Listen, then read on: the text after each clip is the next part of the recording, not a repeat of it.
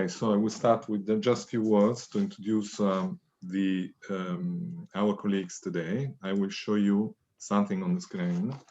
Today, as I told you, the meeting will focus on internationalization of IP. So international IP deals, and IP Small Medium Enterprise Help Desk will help us with this. So our colleagues from the Help Desk that you can see here, so starting from the top, Mathieu, Anna, Matthias, Jim, Benoit, and Vicente, they will help us in going through this aspect that we have here. So the innovation ecosystem, some basic ideas about IP, and then really going into the internationalization side with all the help desks active in this conversation. So from India, IP help desk India, Latin America, Southeast Asia, and China. So without waiting any other second, I will just pass the floor to my colleague Jim, and he will start the expert contribution for today. So Jim, thank you.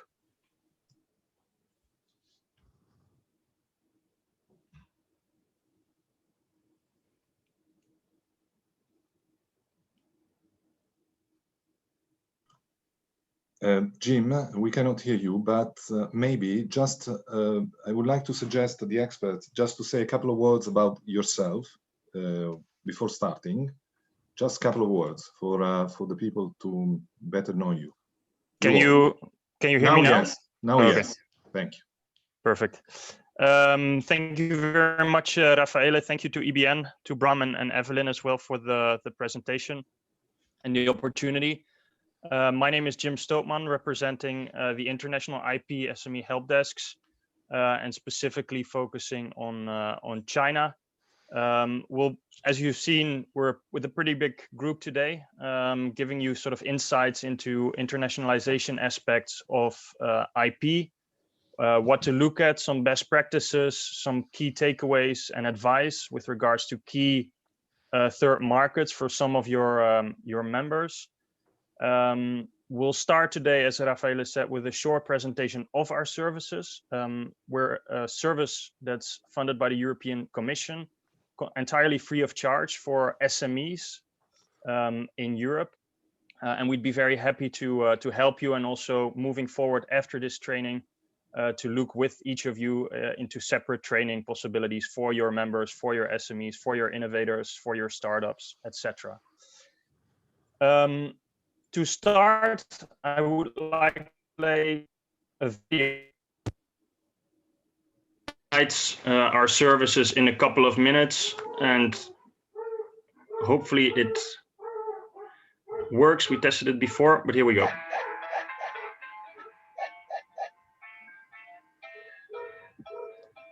Did you know that small and medium-sized enterprises represent 99% of all businesses in the EU and account for 70% of all jobs?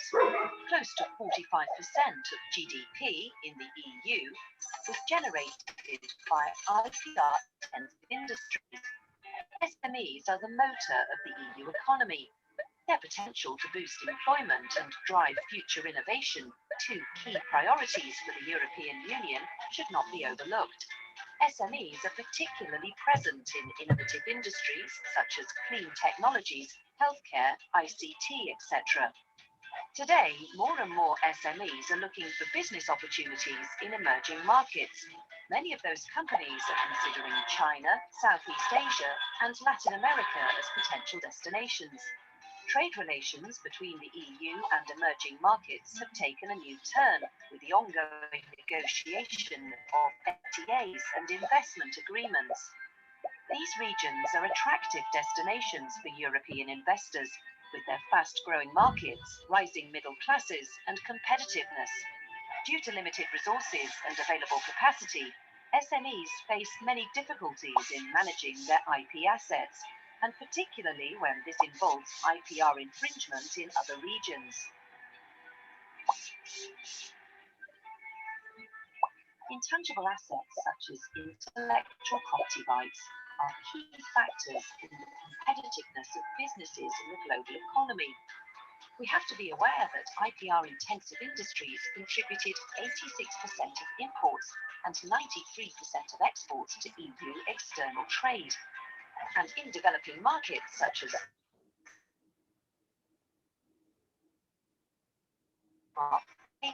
trade secret, industrial design are endangered. Before internationalizing your business, take an active part in protecting your assets. The International IPR SME help desks are here to assist you and contribute to SMEs internationalization by the provision of step-by-step advice to build a successful IPR strategy for entering into the Chinese, Southeast Asian, and/or Latin American markets. The range of services offered by the help desk includes a 24-hour helpline service to reply IPR questions, free online and on-site trainings delivered by IPR experts, free publications on various IPR topics and country fact sheets, and other useful information forms such as case studies, e-learning modules, video podcasts, and more. So if you have any inquiries on IP protection, contact in China, SEA, or Latin America to learn how to manage your IP assets and expand your business successfully.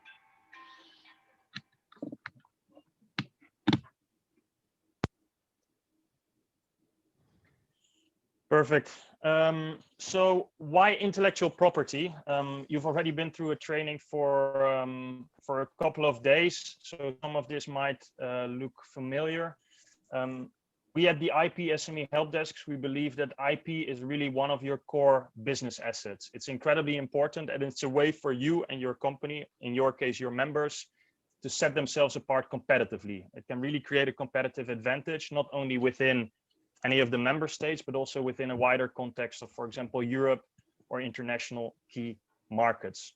It's also a way to attract investment. If you're a company and you can present a comprehensive IP portfolio and showcase that you're really serious about your innovation, your product, your brand, and the name of your company. It's also important to note here that the freedom to operate element, so it reduces risk to technology commercialization, both at home and abroad, knowing that whatever you're doing, you're allowed to do and happens in a correct way. It provides increased control and decreased risk when outsourcing certain elements of your business. More on each of these elements later by some of our experts. As I mentioned before, the help desks have been initiated in 2008, so already quite a number of years ago, by the European Commission, when they noticed that especially for SMEs, intellectual property is a complicated topic. It's usually full of legal jargon. It contains a lot of difficult geographic differences that exist, make it often difficult for SMEs to really have a sound strategy in place when it comes to intellectual property. And that's why the help desks were initiated to help SMEs free of charge to make more informed and strategic decisions regarding their assets. And what we provide, as you saw in the video as well, is free of charge, first line action, IP management, but also in enforcement in third markets, more specifically Latin America, Southeast Asia, China, and India.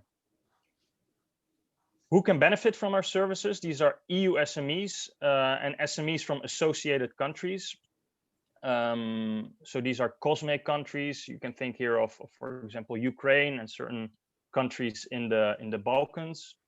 Also important to mention that I think we do have a number of UK participants. UK SMEs and entities can also still make use of our services.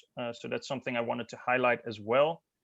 And we work closely with entities in all of the target markets: India, Latin America, Southeast Asia, and China. It doesn't matter whether you're a company that's already based in one of those countries, or if you're a company that's thinking of maybe expanding abroad.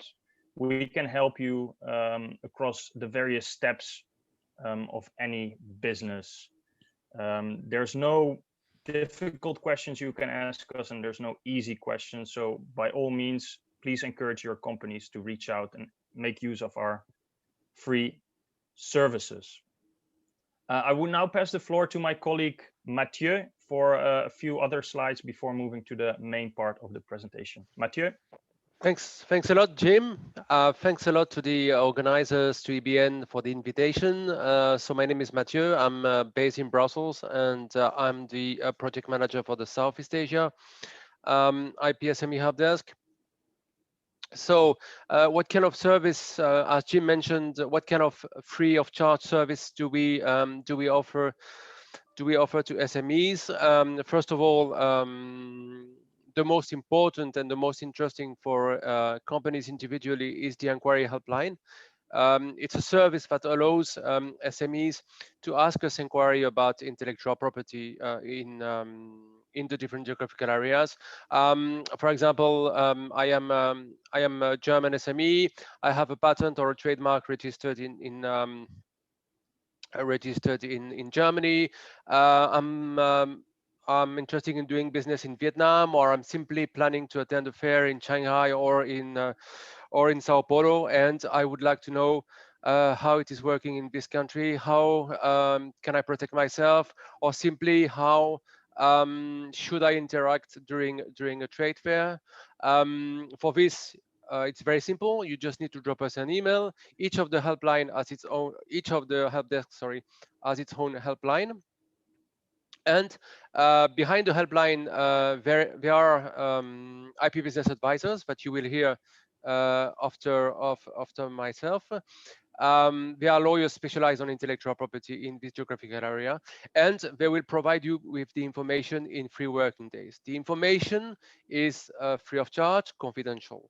And we insist on this. We are a first line of assistance on intellectual property, meaning that we cannot go beyond this, otherwise we would enter in competition with lawyers. So we don't replace lawyer, but for any entry level inquiry, we are at the disposal of SMEs.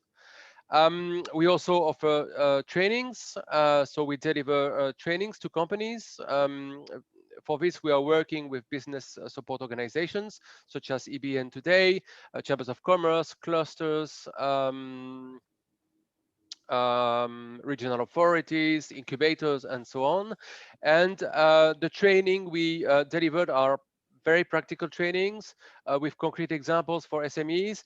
And the trainings are bespoke trainings tailored to the needs of the companies, depending on the sector of the companies, depending on the geographical areas you want to cover.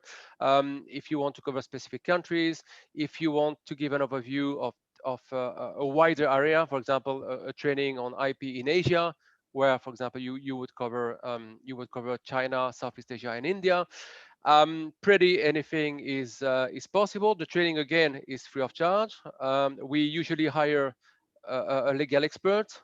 All the help desk have a network of IP business advisors. These are lawyers that we use for the trainings.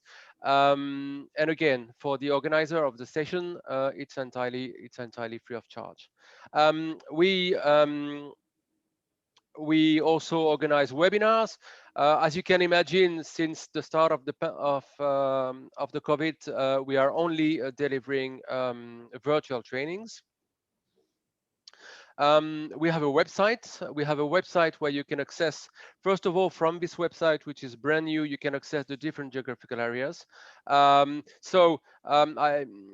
must add that besides the 4 international help desks, there is a 5th one, which is the European IP help desk. So dealing with intellectual property in Europe.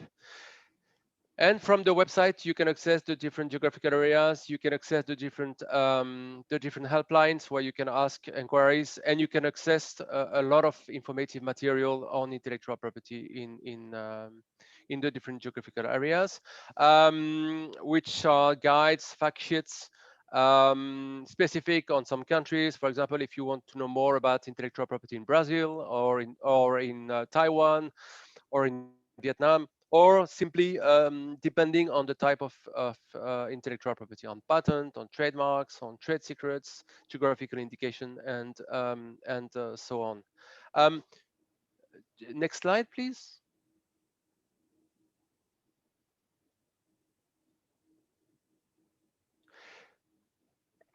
So these are examples of fact sheets that we have on our website at your disposal. You can see a country fact sheet on Argentina. You can see here a fact sheet which is a sectoral fact sheet on IP considerations for the ICT industry in Southeast Asia. We, as HELPDESK, we are working across sectors, so we don't have a particular sector. Basically, we are working really across all sectors. Next slide, please. So here you see how you can reach us, how you can stay informed and follow us. You have our different addresses on the social media. We are very active on Twitter, on Facebook, on LinkedIn.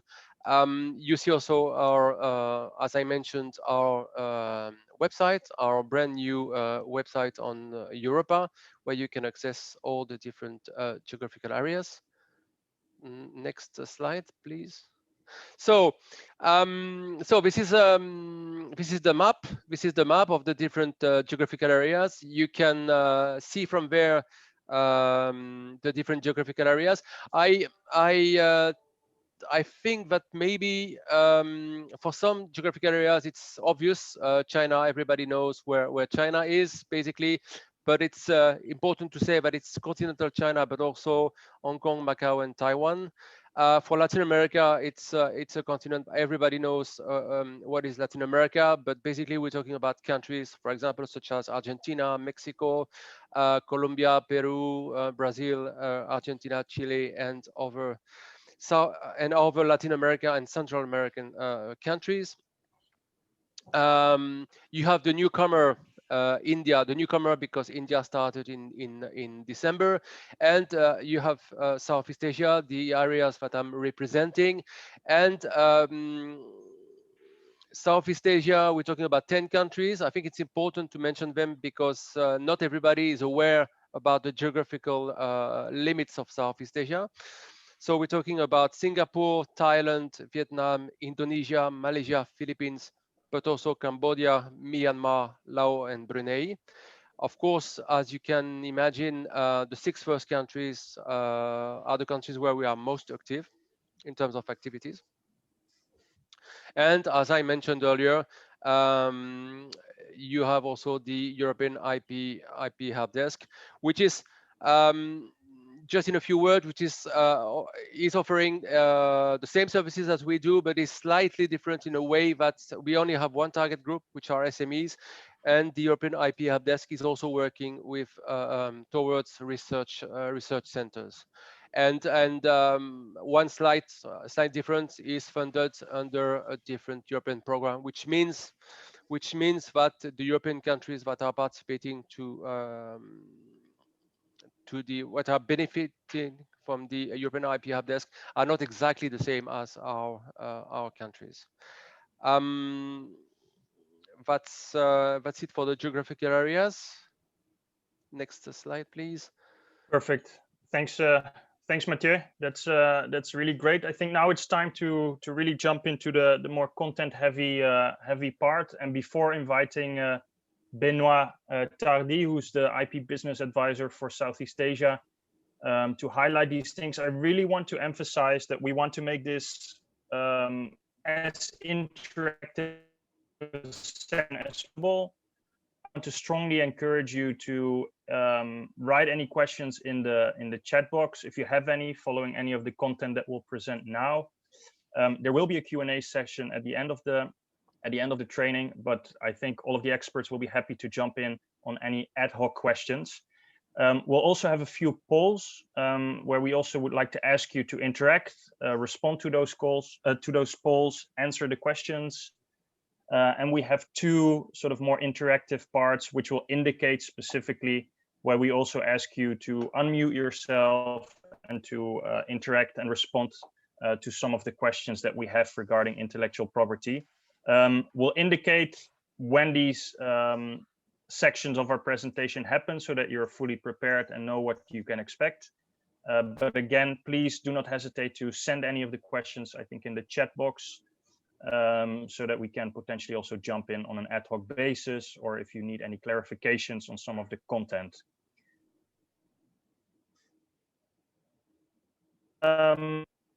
Benoit, the floor is yours for the session on the IP basics. Thank you, Jim. Thank you very much also for the invitation.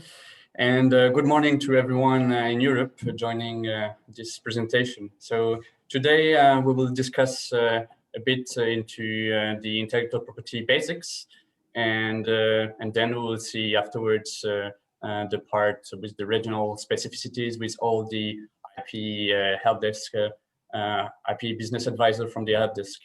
So just before starting, in order to see a bit how is the level of knowledge among you, I would like to start with a first poll.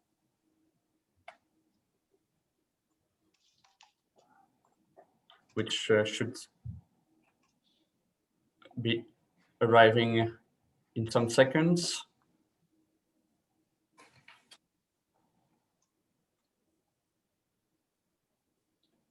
Is anyone able to see the poll right now? No, not yet. Just a small technical issue. Evelyn, can you I got logged out. One of my colleagues is going to start the poll. Bram, can you start the poll? Because I got logged out. Yes, now it's appearing, and we will leave you about 30 seconds to reply. So I'm reading the question for you guys. Question number one, before beginning the webinar, how would you consider your level of knowledge on IP?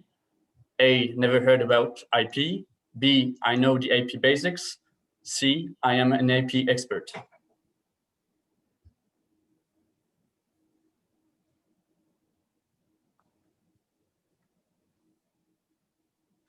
Okay, so I see that almost everyone answered, 10 out of 13, and the 10 people reply question B, so I know the IP basics.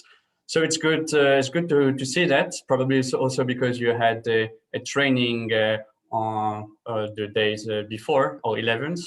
And well, let's jump into the IP basics part.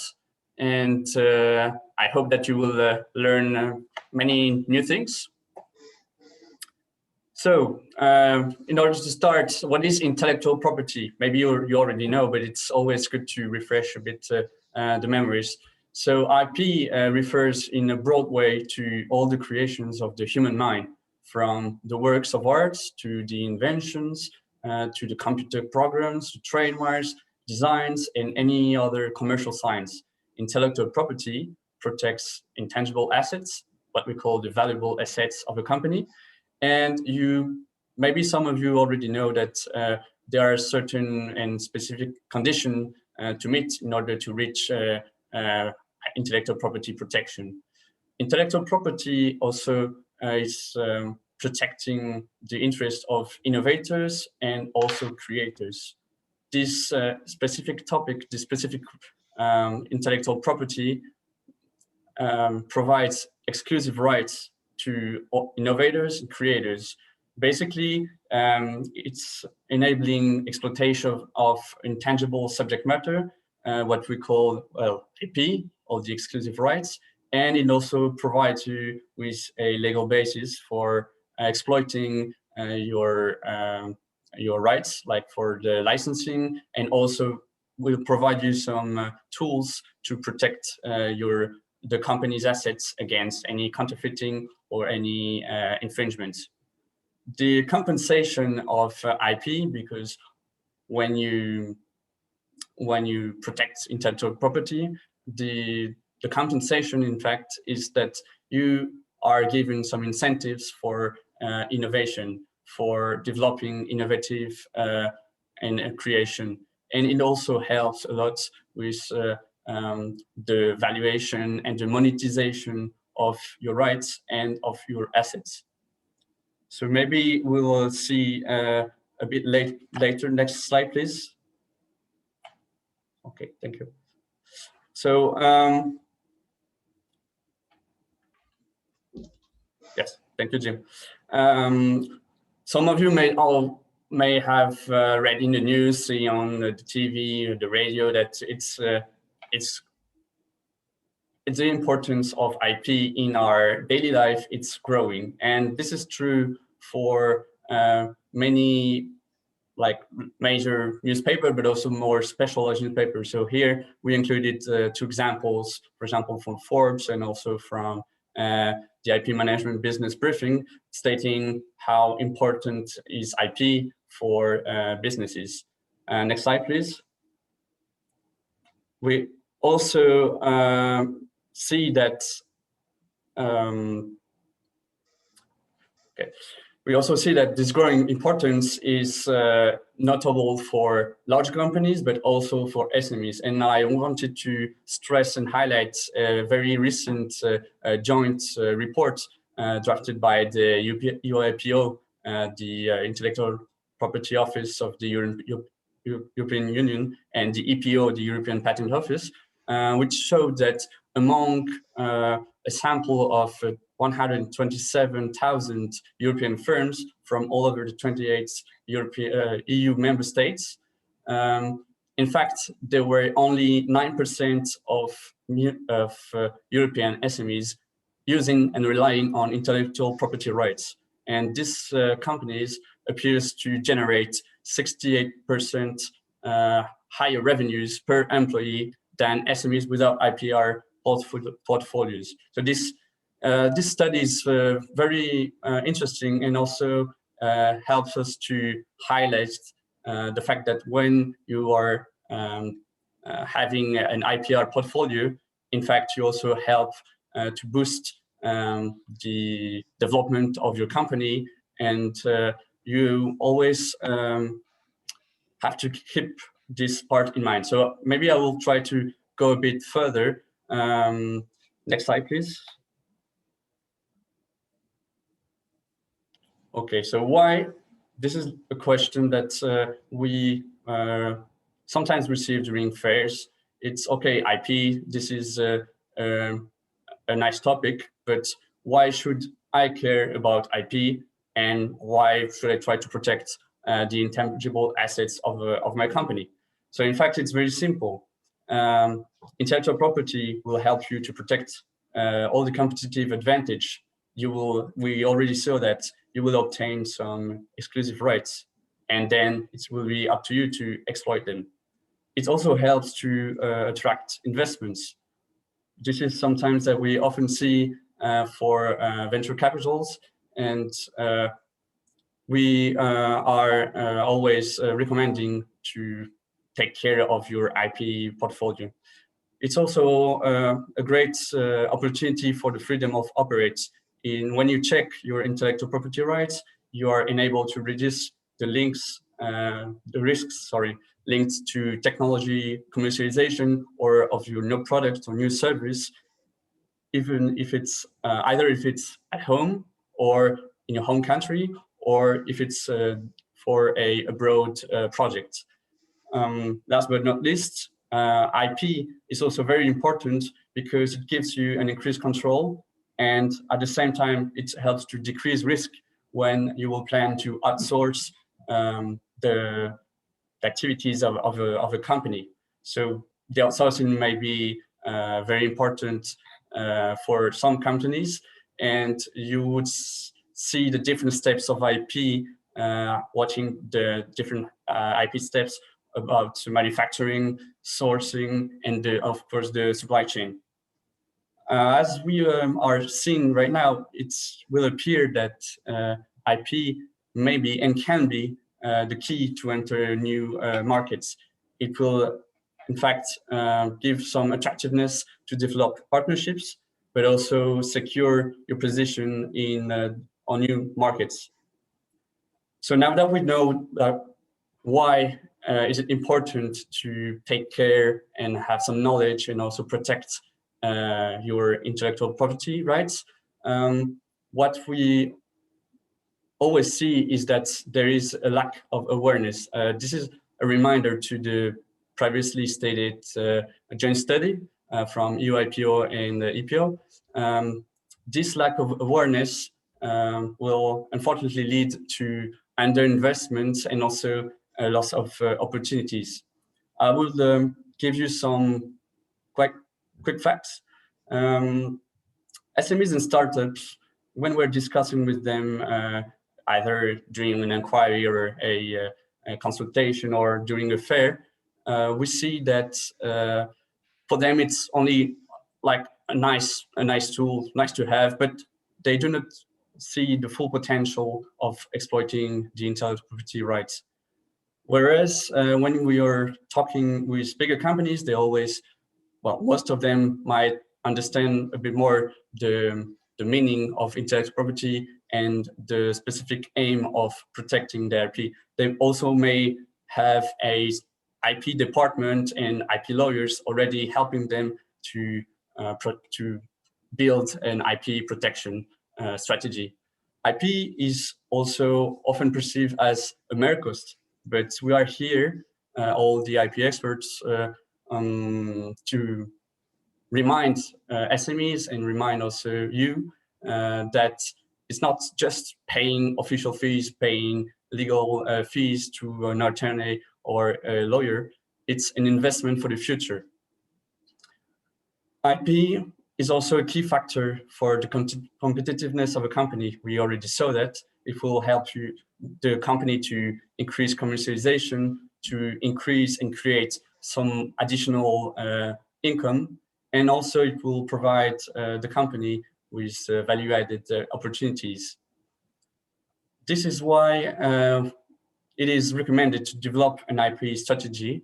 And I gave you some further tips, but I think we will see them later on. It's very simple. It's first to be proactive and start as early as possible to get knowledge about IP and also to protect your intellectual property rights through the relevant IP proceedings or legal proceedings that are available. The second step would be to align the IP strategy with the business strategy. And the third tip would be to consider the process of internationalization. So now, in order to deep dive a bit more into the subject, I think we will have a kind of tiny game. Feel free to directly type your answers within the chat.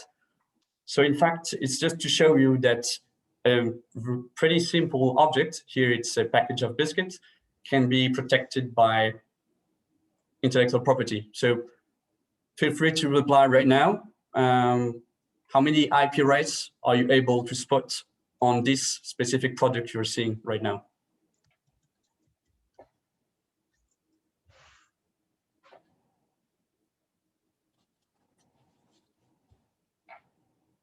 Okay, so I see that for the moment we have brands, trademark,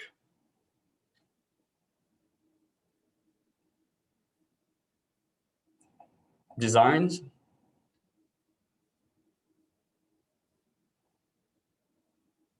okay. Maybe we would switch to the answer because you will have another opportunity later to train yourself. So in fact, for a very simple product like this package, imagine all the intellectual property rights that you can spot. Well, some of you said the trademark, the brand name. There was also an answer about design, but there is also the copyright. There is also the trade dress protection. Might be some other IP rights that you were not aware of. Okay, so I would now like to maybe remind you that, next slide, please, Jim. So now that we saw that a simple, very simple object can be protected and can show potential, many potential intellectual property rights, these are 3 key messages I want to share with you. Is that remember that you may build a very efficient and evolutive IP protection strategy via a combination of different IP rights. In fact, it's like everything in life. If you add different layers of protection, it would be better than having only one. And this is why intellectual property knowledge is key. And if you do not have the specific knowledge, it's not very important because you may always ask our IP help desk, or even have some support from our other IP expert.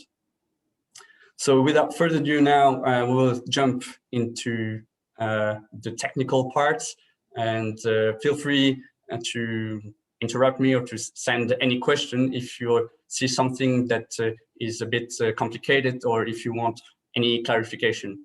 So we have seen that the definition, like let's say the broad definition of intellectual property. Now I would like to stress a bit more into what is actually intellectual property, the real topic. Well, it's usually we divide it into two branches for intellectual property rights. There are the industrial property, what covers invention patents, trademarks, industrial designs, geographical indications. And on the other branch, there will be the copyright and related rights. These cover the literary works, the films, movies, the music, artistic works, software, databanks, and many other things. The second part of the IP protection is still related.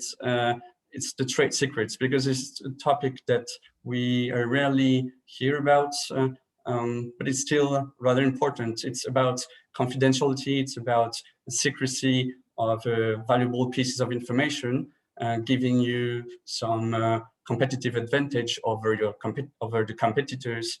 And basically this protection is based on 2 things, very simple. It's based on the nature of the information, which has to remain confidential, but also on the way how the protection is set by the holder of the information.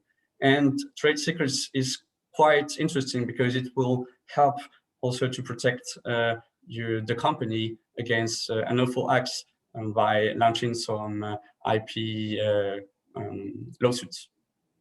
So we see here on one side IP with industrial property and copyrights, and on the other side trade secrets. These are core principles to protect the assets of a company. Of course, there might be some other mechanisms, but here we will only give a focus on these 2 specific parts. So these are core principles. They are mainly harmonized worldwide. There are some international treaties and also some legislations, but it's very important to have in mind that there might be some local differences, and this will be a bit more developed further on with each IP business advisor for the IP SME help desks. Next slide, please. Okay, so here maybe I will go very briefly because you may already have the information before, but this is the list of the IP rights which are commonly used and should be good to know what they are protecting. In fact, each has a specific duration. Each IP right has a specific matter of protection, and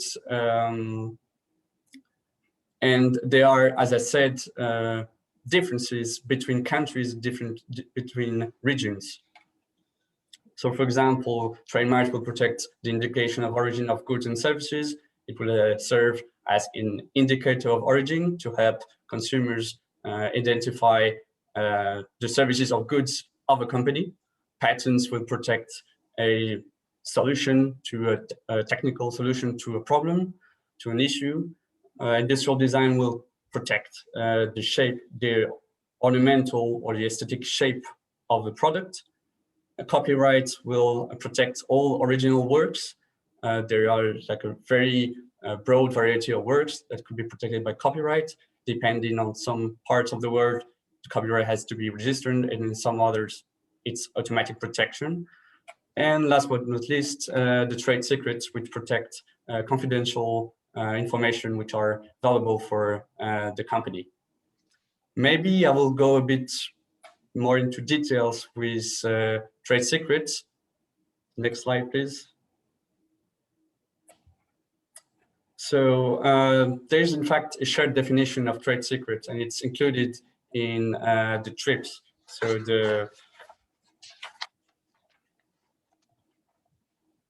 yes, in the TRIPS. I don't know if you already heard about TRIPS. In fact, it's the trade. Sorry.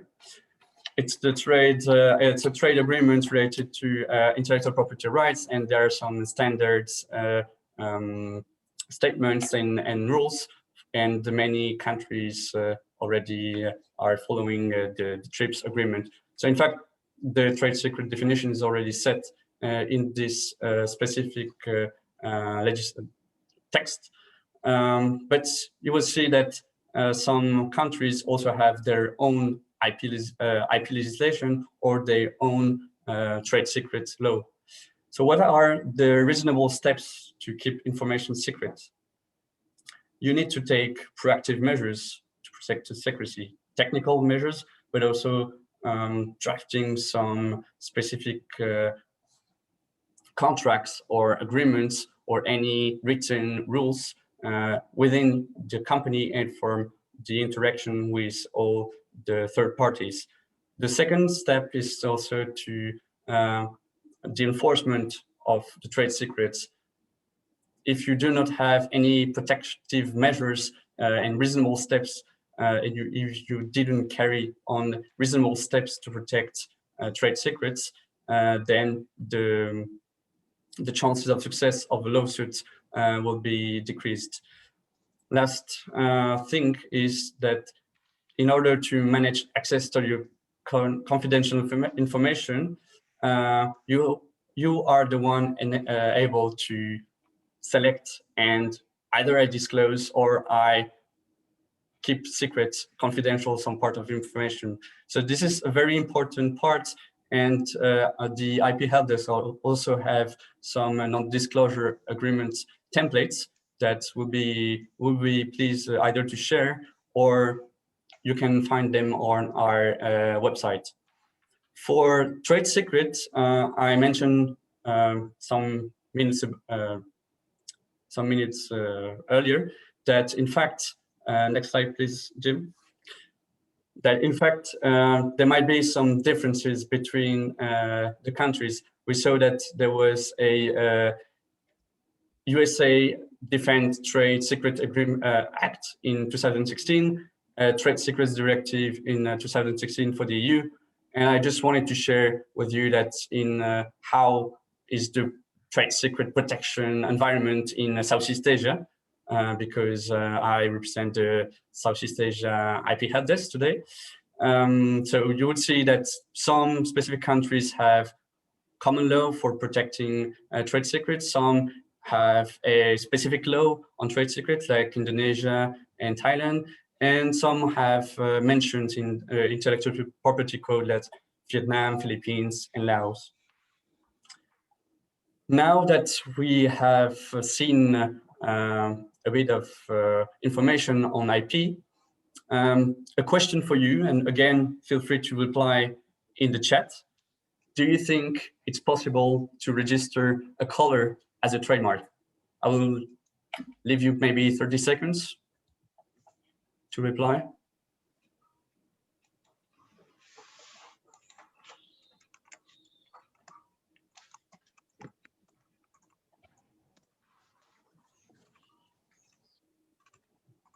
Okay, so I see that we have some yes, we have some no. We have also some more technical explanations. In fact, the color which is shown here, it's the rubbing eggs blue from Tiffany & Co, famous jewelry. And yes, it is possible to register color, but like one of the participants was saying, not all the colors. The colors must still serve as a source of identification function, and it does not have to serve a merely decorative or utilitarian purpose. So this means that it has to be. I got it right. Ah, okay, good job. So it's Sandra speaking, huh? Yes. Sorry, I thought I'd unmuted myself. Oh, no, it's good. You can interact. It would be even more. For me, it would be even more pleasant to discuss. Okay. So yes, but you are right. A specific color per se cannot be protected. In fact, it has to have a. Okay, one moment. Yes, it has to be clearly identified as a specific colors with some shade, with some tone, with the Pantone code, very technical color. And I gave you here a list of very famous colors, which are recognizable and among many others. Still, I say that it doesn't have to be a basic color, and it also have to bring what we call a secondary meaning, which means that it has to help the consumer to identify the products or the services with this color. And well, the list of famous colors trademarks shown on the slide, it's really interesting because even these colors, even without the name of the brands, most of the people will be able to recognize this brand. So, but one comment from my side is that you have to be careful because the assessment rules and from the Intellectual Property offices are very strict and on granting or not a protection over a specific color on its own. And also we're seeing a lot of third parties trying to destroy these registered rights. For example, there was the famous example of the Cadbury Purple in the UK, where a competitor wanted also to use the color purple and try to cancel the trademark of Cadbury. So now I would like to provide you with some basic steps and also some tips for protecting your intellectual property when entering new markets. And for this, we will have a first poll question.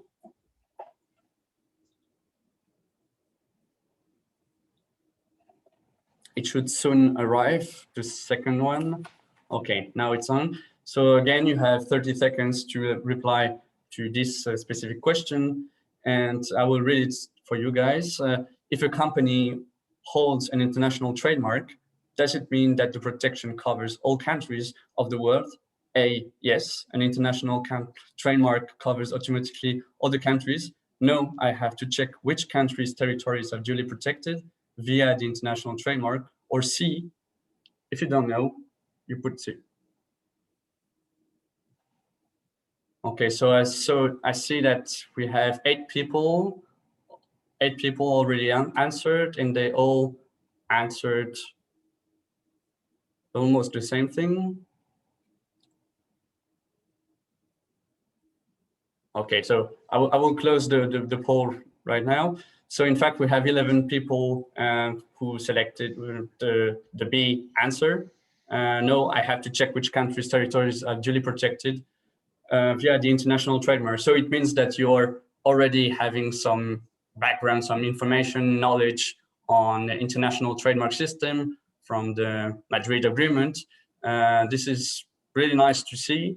And yes, when you hear someone telling you, because this is something I heard a couple of times with companies, is that they will tell you, okay, I have an international trademark, I don't need to further do any protection measures, because basically I have IP protection for the trademark everywhere.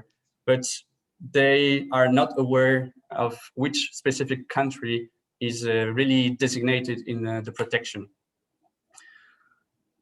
So this is this was well, a good job for replying to the correct answer, most of you. And I would like to now to share a bit of some steps and tips for the basics of IP. So the first step, very important one, is to know your intellectual property. And this would be done by performing an IP audit. In fact, it's very simple.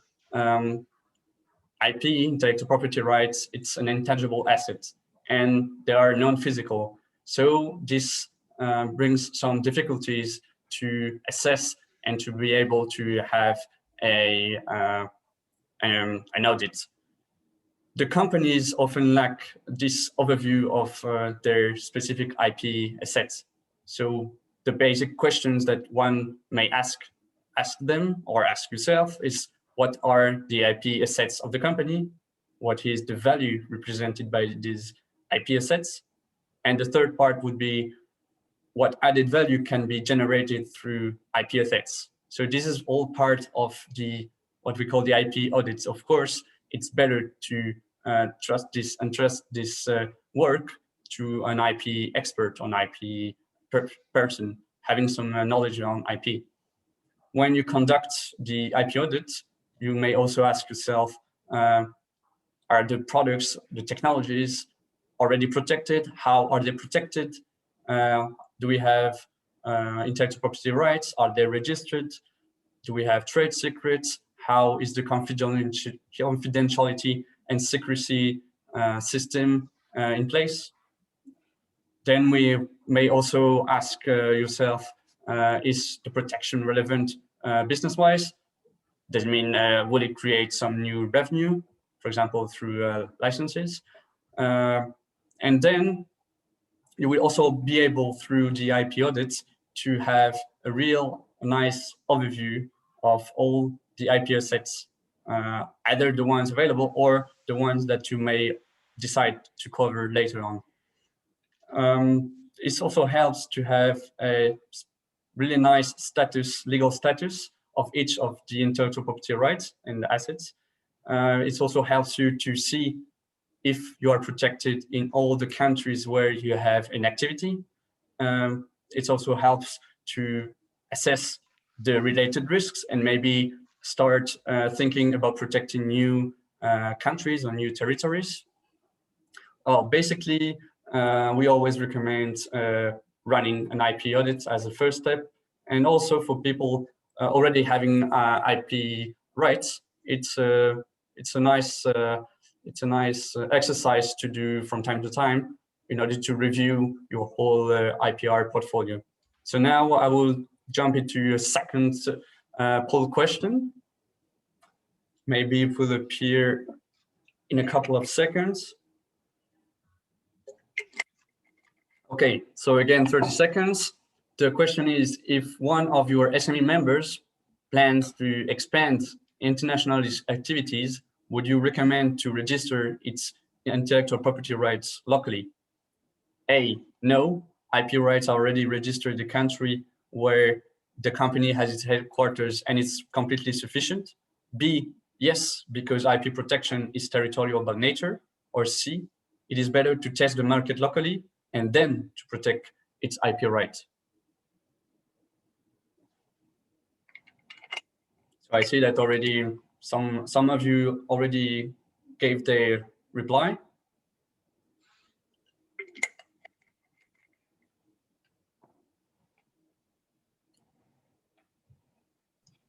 Benoit, this one is a bit tricky, isn't it? Yeah? It is. Yes. Yes, but it's also good to see how how people react and how they imagine the IP protection. So it's good to see the answer. Sure, sure. Okay, so I think I will close the poll, and most of the persons replied answer B. So yes, because IP protection is territorial by nature. In fact, by this question, I wanted to stress upon one important element is that intellectual property rights is related to a specific territory. So when you have a registered right in your home country, in the country of the headquarters, it would not mean that you'll be also protected in a new country. And this we will see again maybe with the IP HELPDESK,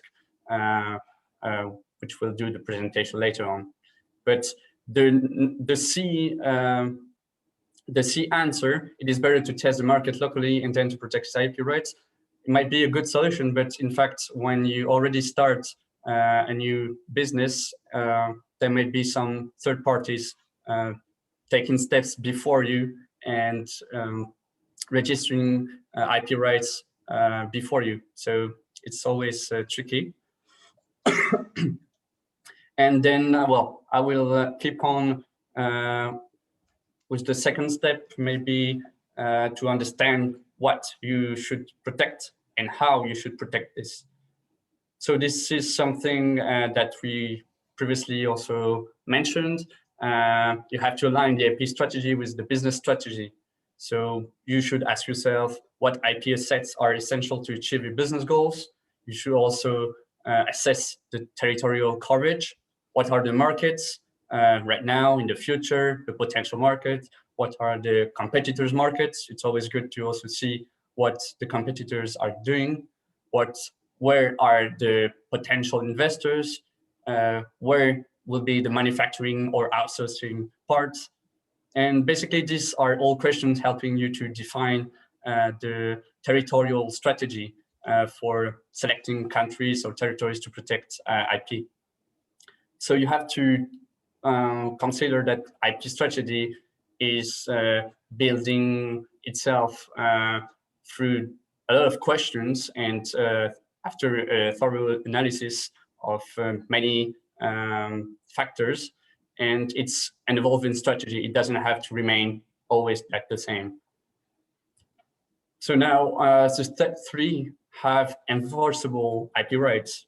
In fact, it's the part of you being proactive. I remind you here that IP rights are territorial by nature. So you have to cover the countries where you have trade, where you manufacture, where you exhibit, but also countries of competitors and possible investors. One important thing is that registration is always recommended. It's better. There is no automatic protection from most of the intellectual property rights. And the key is to register on time. It's anticipation, and you have to plan as early as possible. Last but not least, and we will see this part, very interesting part afterwards with the IP business advisors, is that you will have to adapt the strategy to the local specificities. Then I would like to very quickly have an overview about IP new contracts. Maybe I will jump into the checklist for the contracts directly. The next slide.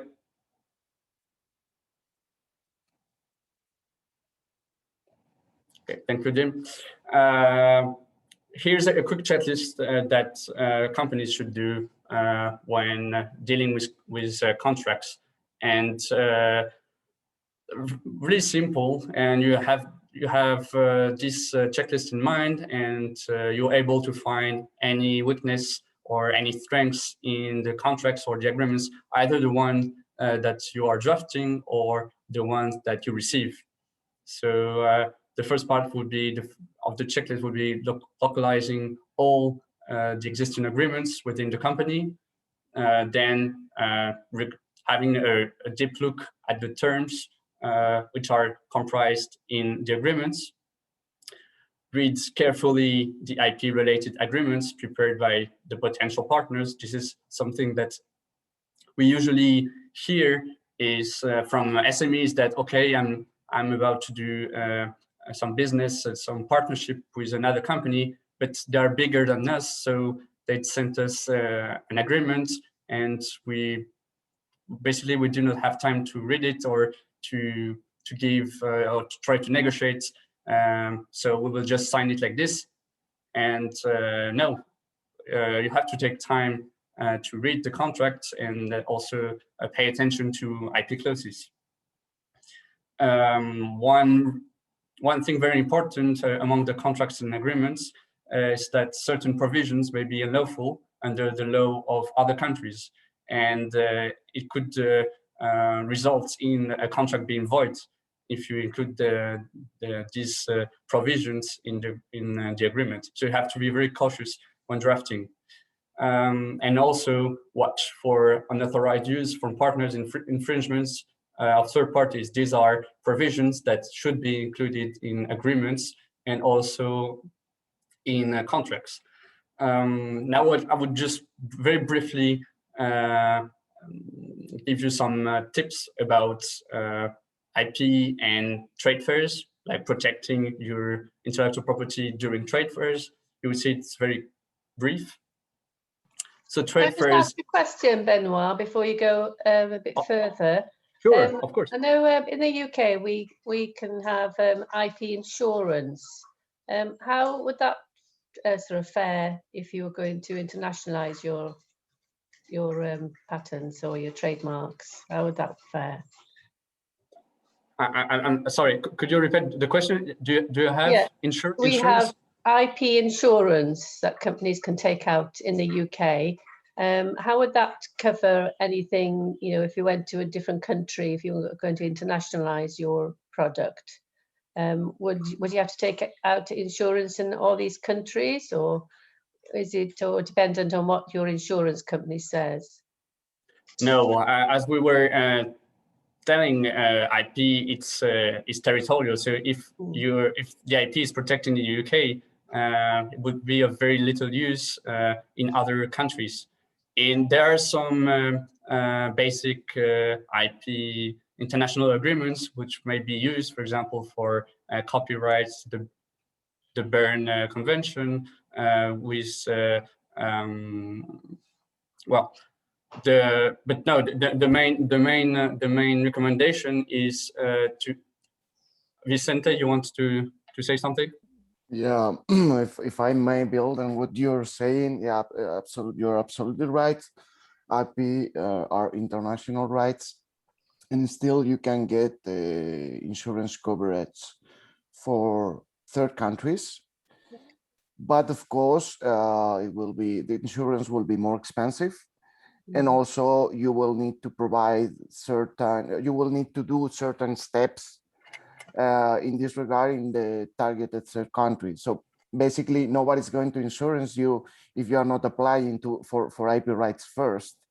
So, and then it's a matter of risk analysis, whether you're and expenses, whether you're interested in, or you think that the risk is big enough to think of expanding your insurance coverage to third countries, or whether you prefer let's say, more risky and cheap strategy, which is like going there and protecting, and then figure out how to do things if things go wrong. But still, it's possible. Of course, when you're moving to certain jurisdictions which are less predictable, or where litigation is more expensive or more difficult, basically your insurance will be more expensive.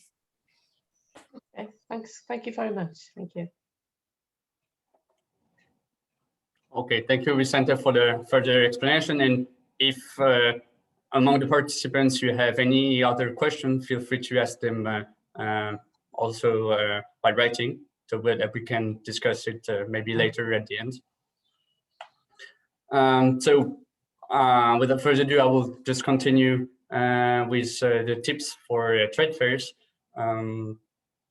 Because although attending the trade fair can help to achieve some substantial benefits, possible IP risks and threats do exist. So it is recommended to register your relevant intellectual property rights before attending such trade fairs.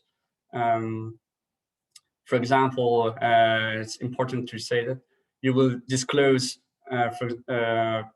you may disclose a technical solution, a technical innovative product, and this will harm one of the requirements for obtaining patent protection. Or you may also see some of your competitors taking pictures and then try to copy your products based on the pictures and the details they were able to retrieve. What you have to know is that there are always, or most of the time, there is a specific IP bureau in international trade fairs, and they also here try to help you to react if in case of any IP infringement, any IP issue. And I would say the last important thing is to organize and collect all the official IP certificates, all the official documents related to your intellectual property rights, to stating the ownership, for example, and have them ready in case there is an issue after the fair. Some symbols that can be used on also for some publication that most of you already saw. Next slide, please, Jim.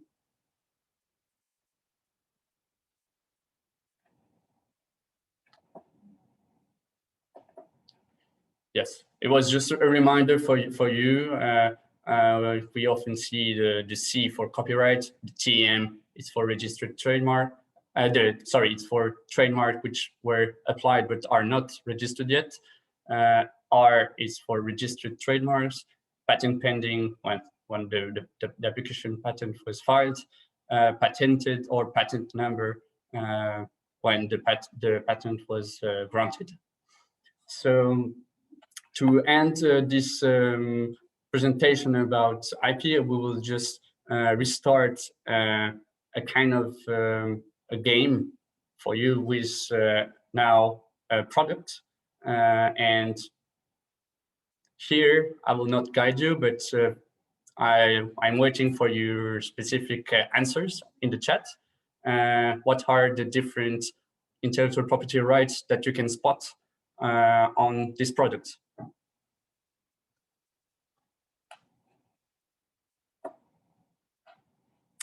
Let's see the logo from Concha. Yes. The design, the drawings, the waterproof system. And how would you protect the waterproof system, for example? Yes, you have the patent. So in fact, the logo, yes, it's protected by the trademark. The waterproof system would be covered by a patent. There's also the design, if we have a very specific design, industrial design protection, and last but not least, the copyright protection. If you could. Okay, I'm just checking the answers again. CM, logo, material, shoe concept, technology. Yes, for the patent, of course, we have to further analyze the technical solution in order to see if it's really patentable.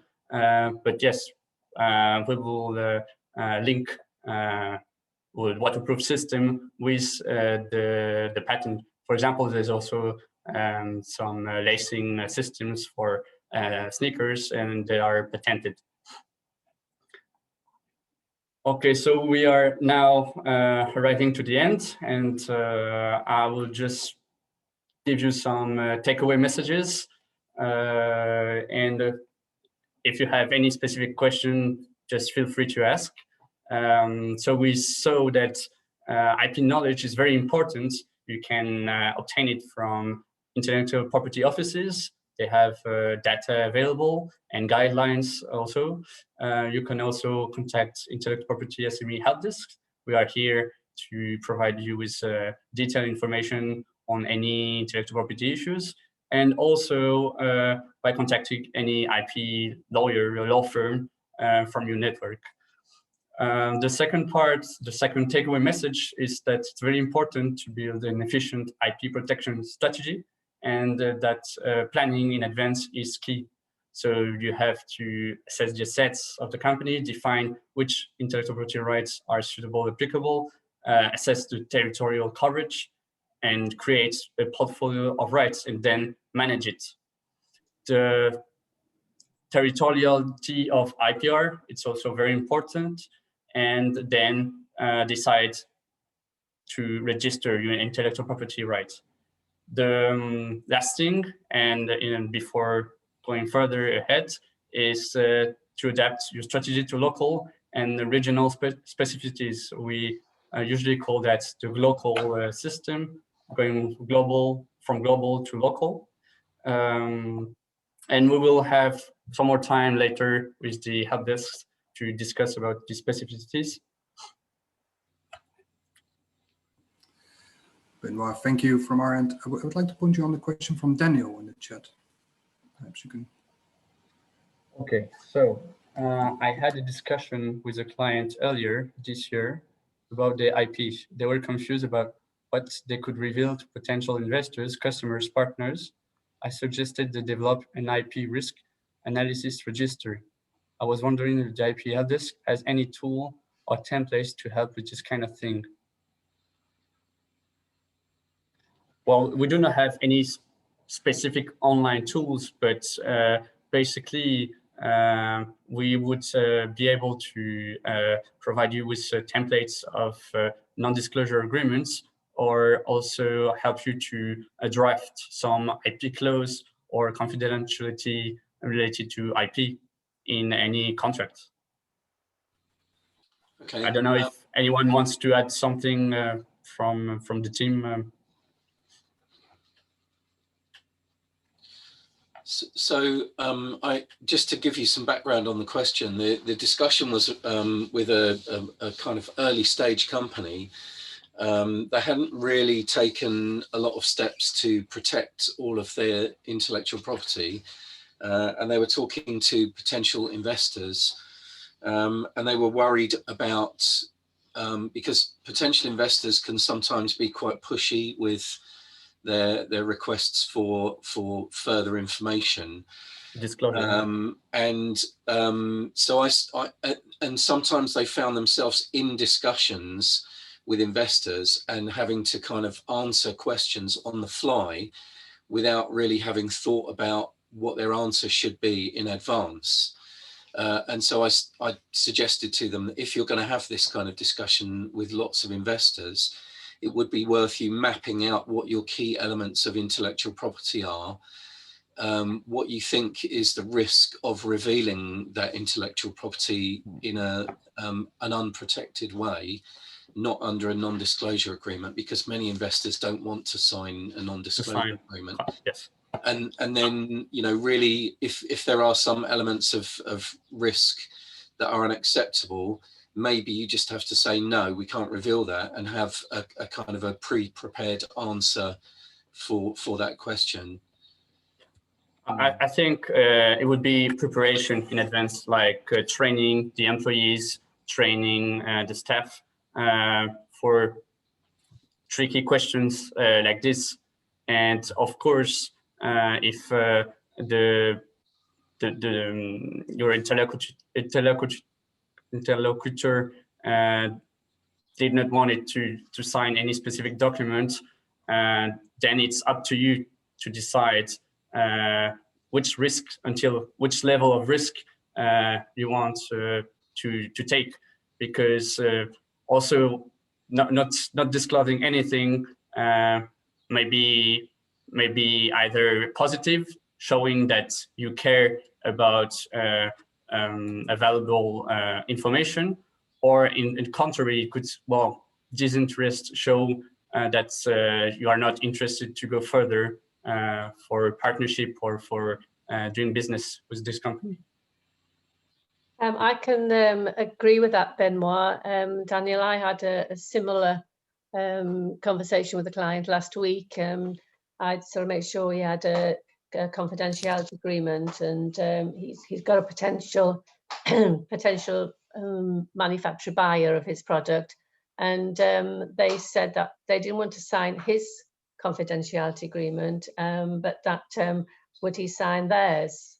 And I gave the same advice as you said, Benoit. You know, you've got to have a look at it, and in the end decide. You take a risk. You know, is it worthwhile progressing or not? You know, so at the moment you've got 100% of nothing, but you've got a chance of maybe getting 30% of something. You know, so it is a risk. But if as you say, if you're well prepared, then you should hopefully be okay. But sometimes you just got to take that risk.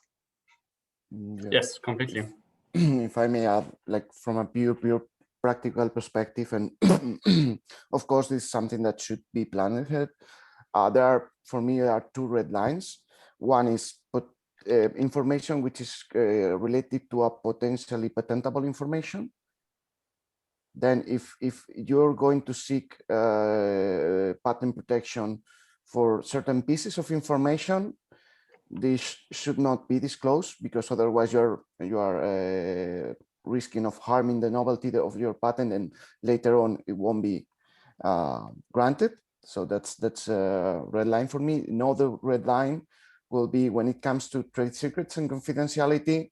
Well, basically it's a matter of risk and like balancing the business interests. But basically what I will advise as a general piece of advice is, do not disclose the parts of the information that might make your business model or your business idea replicable for anybody. So show them here and there, but yeah, like the very core of the know-how that underlies the product, the process, or the business model idea, keep it for you. And of course, like sometimes applying for a patent when it comes to negotiating with investors, it's a good starting point, because you are sharing with them the fact that you have a patent, and the patent has some disclosed information, or a patent application, and the patent application has already some disclosed information. So they might be a little bit less willing to know the details, because you. The floor to Hannah for a few slides on the India IP specificities. Thank you, Jim. And good morning to Europe. Here is afternoon here in New Delhi. So, I mean, Benoit has covered quite a lot of ground when it comes to IPR protection, and I will just very much highlight what companies and SMEs should watch for when entering India. India traditionally, I think, had a bit of a bad reputation when it comes to intellectual property rights. And I would like to say that over the years, things have significantly improved. One of the things when the businesses are looking in India and they have the technology which they want to bring to the country is obviously their freedom to operate, or check, you know, what sort of competitor patents are already present in the market, etc. Usually the tools they might be using, if they don't have subscriptions for such databases, is the Smes of European Patent Office. So just a word of caution, the Indian patent data are not available on Smes. So you would be not be able to find the applications through this Indian application through this tool. So I would advise either go to Indian Patent Office website, but then again, the functionality is a little bit limited, so it might be kind of maybe difficult to find, or using a WIPO. If the companies have subscription to models, or if you outsource this service to many vendors when it comes to, you know, looking for Indian patent data, that should not be a problem. Other things like pretty much generic, I would just probably highlight the issues which are significantly different. What is the good news for European SMEs is the recent initiative of the Indian government to support SMEs. in the Indian government, you know, they have a big vision to be $5 trillion economy by 2024 or whatever. And they have been really initiating this big drive, obviously to support local production, you know, to support SMEs, to support IPR creation. Fortunately, the amendments in law also cover foreign entities, as long as we are able to prove that you fall within what they call small entity. So under this scheme, you would be able to avail reduced filing costs for all the IPRs, and particularly for patents, you can apply for expedited examination. That would mean that you would be able to secure patent in India within 12 to 18 months. I know it sounds a little bit too much to be to be true. You know, first we hear it takes 10, 7, 15 years, but it is really true these days, the initiative for the SMEs. And if you apply for expedited examination, you can really get your patent within 18 months. And there have been cases of patent within 12 months as well. India doesn't have a concept of second use. So obviously, if you would have already patented invention and you would find a second use to it, that usually more for chemical and pharma sector, that would not be patentable in India. India does, however, when it comes to patents, have specific requirements. When it comes to pre-filing, if you have an innovation which is particularly in ICT, innovation with software in it, or software, what we call software implemented or software related inventions, or chemical, it is worth checking the patentability criteria. Unfortunately, in these sectors, the patentability criteria in India are, we can say, a little bit limited, and there might be, I say might be, issues in securing your patent. So it's always worth, if your patent already is filed in Europe, or you already have a PCT phase before you enter Indian market, to check, or if you enter Indian national phase, to check whether it's applicable. There is a bit of, again, bad reputation in India in terms of compulsory licensing. Yes, there is a provision in Indian patent law for compulsory licensing, but that's also in Europe, which is not so well known. However, India, a few years ago, there was a compulsory license for a drug by a German manufacturer, Bayern. And these days, with obviously COVID crisis all around us, as many of you know, we had a huge wave of COVID cases. So there has been Indian generic companies approaching the patent holders to license the technology. And of course, in the compulsory law, there is a provision in the case of national emergency that the compulsory license would be highly likely granted. For companies which are not in the pharma sector, I would say don't be so much worried about it. But yeah, for pharma sector, this is a bit of Damocles sword hanging above companies or businesses' heads. In terms of industrial design, India is not part of Hague Agreement, so you would have to file as a conventional application, meaning if you have a design application in your home country or in Europe, you have to file in India within 6 months. I would like to stress here that particularly for patents and for industrial design, unprotected designs and patents are actually on unregistered designs and patents are not protected. So if you have a technology and you come to India and somebody copies it and you don't have a protection for it, you would really struggle to stop them, from doing so, because there are no means within the law to do that. India also, for both the patents and the industrial design, offers grace period for patents is 12 months and for industrial design is 6. Particularly when we spoke of, for attending the fairs. But there is a back to it, that these fairs would have to be organized by the government. So again, if you're coming to India, you have a product which is not protected, do check the anticipation of the laws in India carefully, so you don't really run into issues later. What is next one, please? Trademarks. I don't know if it has moved. Yeah. So on a trademark front, the laws have very much harmonized with the rest of the world. Very recently, 2019, we accessed Vienna Agreement, signed a Vienna Agreement and Nice Agreement. So even the classes, both for actually design and trademark, have been harmonized with the rest of the world. So again, if you have your application for trademark and design in your home countries, the classes which you would be used would be also same in India. So the very burdensome issues of reclassification is gone, so that it makes it a little bit easier. Because India is a part of Madrid Protocol, again, you can file your applications in India through this pathway as well. India is a common law country, as well as, let's say, United Kingdom of Ireland. So unregistered trademark protection is actually, or unregistered trademarks are protected here under the common law as what we call passing off. Having said that, because you would have to prove extensional use of it, let's say if you are coming and you are still not very much settled in the market, again, that could pose issue.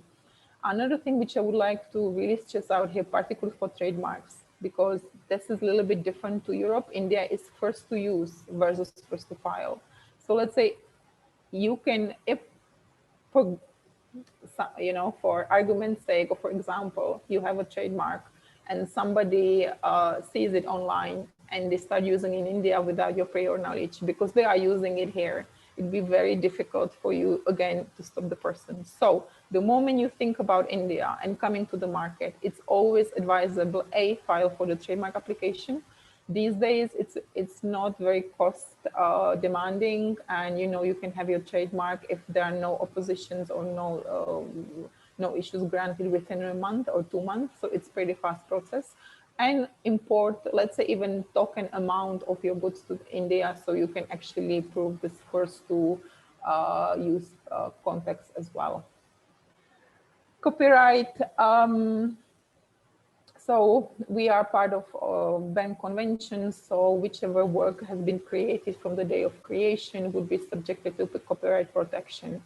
The registration is mandatory. However, if you want to stop infringement, let's say somebody copies your, again, your product, somebody copies the software, or somebody copies your literary work.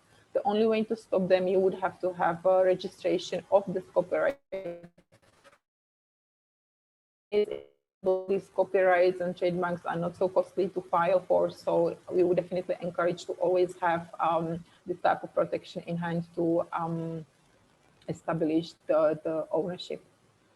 What is quite actually working here is the possibility of recording your IPR with the customs. As you might know, India is these days, China still has its reputation, but India is getting there as well, country of the counterfeiting. And it's not just that the products are being imported to the country, but these days they're also manufactured in the country and then exported to Europe. So many IP holders, you can register your IP rights with the Indian customs. That applies to all IP rights except for the patents. And there is quite efficient way of the way how the customs deals with this particular issue. I have to say that the system is working pretty well. We had feedbacks for companies like Louis Vuitton, which said that they would get more information for customs than they get, let's say, in Singapore or in China.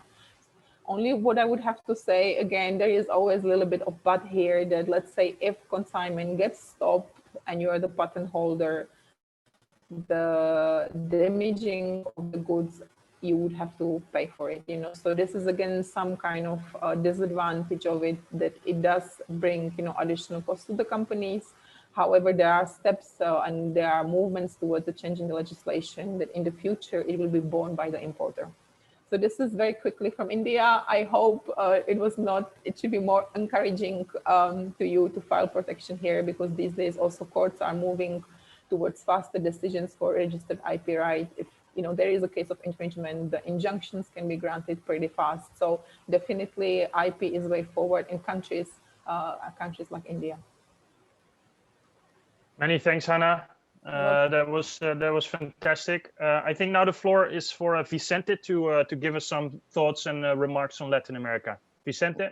Yeah, well, first things first, thank you very much, Jim. Thank you very much, Rafael, and thank you very much, Brown, all the people who has organized the event.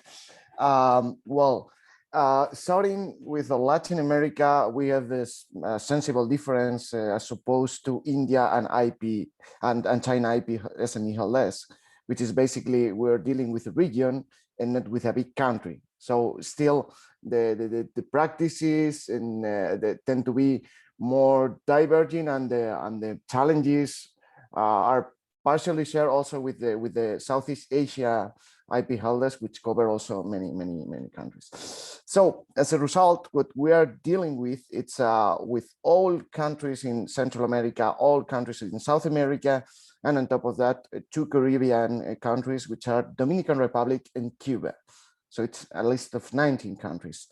Hence, it's very difficult to characterize them as a group or as a conjunction of groups because it's a very diverse and heterogeneous region in terms of their economies, but also in terms of their IP systems. So there, as a result, we do have a collection of non-harmonized IP systems which are not particularly aligned with our EU standards. They are neither harmonized at international level. There is a asymmetric ratification of WIPO treaties. We will jump into these details a little bit later, and not internally, with the exception of the Andean community, which is composed by Bolivia, Peru, Ecuador, and Colombia, which has a relatively higher degree of harmonization, and the Mercosur, which has some common traits or some common protocols on trademarks and designs and copyrights. The rest of the region is not harmonized at all. But still, it is an interesting region for investment.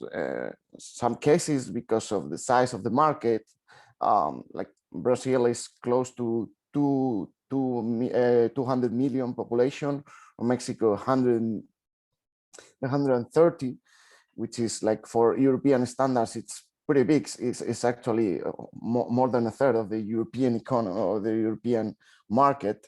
But also there are some small countries which have like really sophisticated economies, such as Chile or Uruguay. And of course, this is a region which shows an impressive development potential in many sectors. So next slide.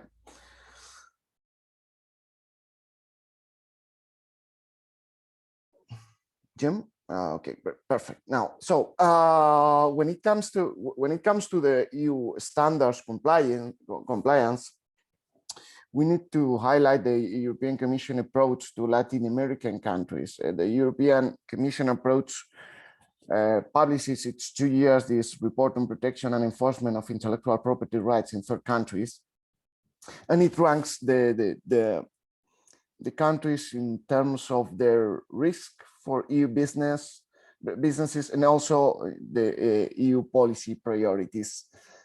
So as you can see, no Latin American countries placed on priority 1, neither in priority 2, but in priority 3. So let's say the less urgent level of priority. You have there Argentina, Brazil, and Ecuador.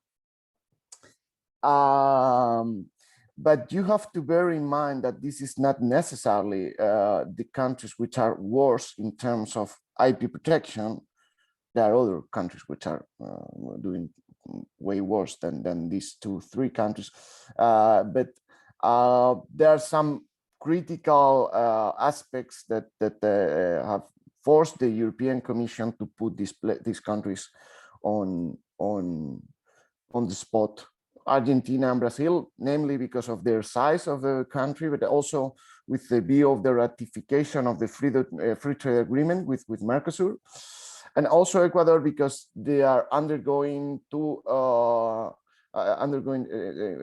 in a process of legislative amendments that are not very aligned with international standards and might be harmful for the IP protection. So my advice for you as advisors, but also for SMEs, is try to read the document and see whether the statements and not the fact that it's in priority 2, 3, or it's not.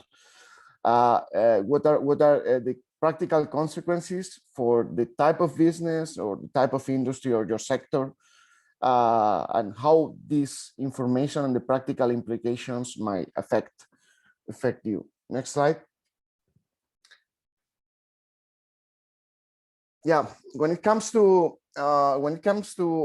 ratification international agreements, I won't jump into like substantive law international agreements, but I want to highlight that we were stressing the fact of the benefits of using the international registration system. But when it comes to Latin America, there are a number of countries which are not members to certain agreements. In the case of the PCT, so the international registration system put in place by WIPO to register patents, you have a decent number of countries there, such as Brazil, Chile, Colombia. You can see the list there, but there are some usual suspects or some big countries which are not in the list. I'm thinking, for example, if in Argentina or Uruguay, which is then it makes a sensible difference when it comes to internationalize to those countries, because you cannot rely on international registration, and you need to apply for a patent in those countries directly through their national IP office. In the case of Argentina, INPI. In the case of Uruguay, the INAPI. While in the case of trademarks, the case is even worse, because so far only Brazil, Chile, it's about to join. It's just a matter of formalities, but it has been ratified by the Chilean parliament. Mexico, Colombia, Cuba, and Peru are members to the Madrid system. And actually, Brazil joined in 2019 and Chile joined in 2021. It's going to join in 2021. So in the case of trademark, it becomes a little bit more tricky, because you cannot rely on international registrations again, and you need to go via the national offices. Then knowledge about the procedural steps with regard to the registration of a trademark in certain Latin American countries becomes even more important. Next. So, as I cannot develop too much into too much detail into each of the jurisdictions, I want to just highlight a few tips and also a few obstacles to bear in mind whenever you're planning to internationalize to Latin America. Good thing it's that they do have a broader grace period for patents and designs. Grace period means that under certain conditions, but still way less burdensome than the ones are in place in Europe, the disclosure of certain information, for example, in the framework of a negotiation with a potential business partner, won't affect the novelty of your patent, provided that you registered your patent within 12 months, which is something positive, because sometimes there might be even the case where the novelty of your patent has been affected by a disclosure and you cannot patent it, or you are risking that the patent won't be granted because lack of novelty here in Europe, and still you will be able to protect it in Latin America, which is somehow a nice thing or a positive thing. More and more you can see that the national IP offices in Latin America are offering a wide availability of information, and also provide for e-filing functionalities. To name just a few examples, for example, in INAPI, the office in Chile it's basically run by same, or in certain cases even higher standards than European offices in terms of procedural, in terms of availability of information, transparency, and so on and so forth, which is really positive. Brazilian office does also have quite decent amount of information, although some of it is only available in Portuguese.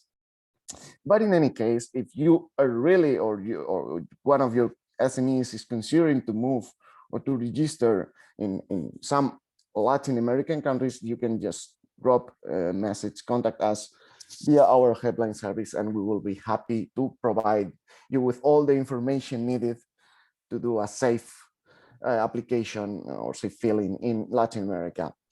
Another good thing when it comes to user functionalities prior to registering your IP rights is that you can use EU IPO's tools such as TMView or DesignView to do a preliminary trademark search or a preliminary design search in countries such as Argentina, Brazil, Chile, Colombia, Costa Rica, Cuba, Mexico, Peru, and Uruguay, plus Ecuador and Honduras in the case of designs. This is really handy because sometimes the search engines of other IP offices are not working as well. And on top of that, this has been a bi-directional cooperation because these Latin American offices that have provided UIPO with the data, and in exchange, the UIPO has helped them to develop better databases, which increases legal certainty and predictability when it comes to apply for a design or a trademark in these countries, these listed countries, which are so far one of the some of the most important, more interesting for EU SMEs. But regardless of this, it's important to bear in mind that as a rule of thumb, you must have a local domicile to register or to apply for a patent or a trademark or a design, even if you're applying for it online. And or alternatively, to appoint a local representative. We usually recommend not going directly to a local Latin American representative, but rather rely on European experts that do have their network of contacts on each country, and they can centralize the management of your trademark in all Latin American countries or all over the world, let's say your worldwide portfolio. This might be a little bit more expensive, but you will be on the safe side when it comes to deal with the specificities of these countries. And moreover, you will have a centralized management of your portfolio. So it's something which I would strongly advise. And just the last slide. Yeah, few obstacles you have to have in the back of your head whenever you're planning to do business in Latin America. You have to bear in mind that in most of the cases, the registration procedures vary a lot and tend to be longer. There are some offices which are more or less comparable to European standards, but there are other offices where the registration tend to be really long, like some of the usual suspects in this regard. It's the National IP Office in Brazil. They are improving, but particularly when it comes to patent, it tend to be really long. Another thing you have to bear in mind is that you can benefit from certain accelerated proceedings for patents. Depends on a country-by-country basis, but sometimes if the applicant or if the applicant is an SME, or if the inventor is a woman, or if the patents are filled in certain sectors, such as green patents, so everything that has to do with waste reduction or energy efficiency, they have some shortcuts to get your patent granted, which is positive, of course. And then, duration of protection differs, particularly when it comes to designs. In terms of trademarks, are renewable in most of the cases by 10. It's 10 years. Patents are topped at 20 years duration. With certain exceptions, which I won't mention here, but still minimum of 20 years from a filing date. But yeah, when it comes to design, you have protection ranging from 10 years to 25 years, which is the current duration of the EU designs.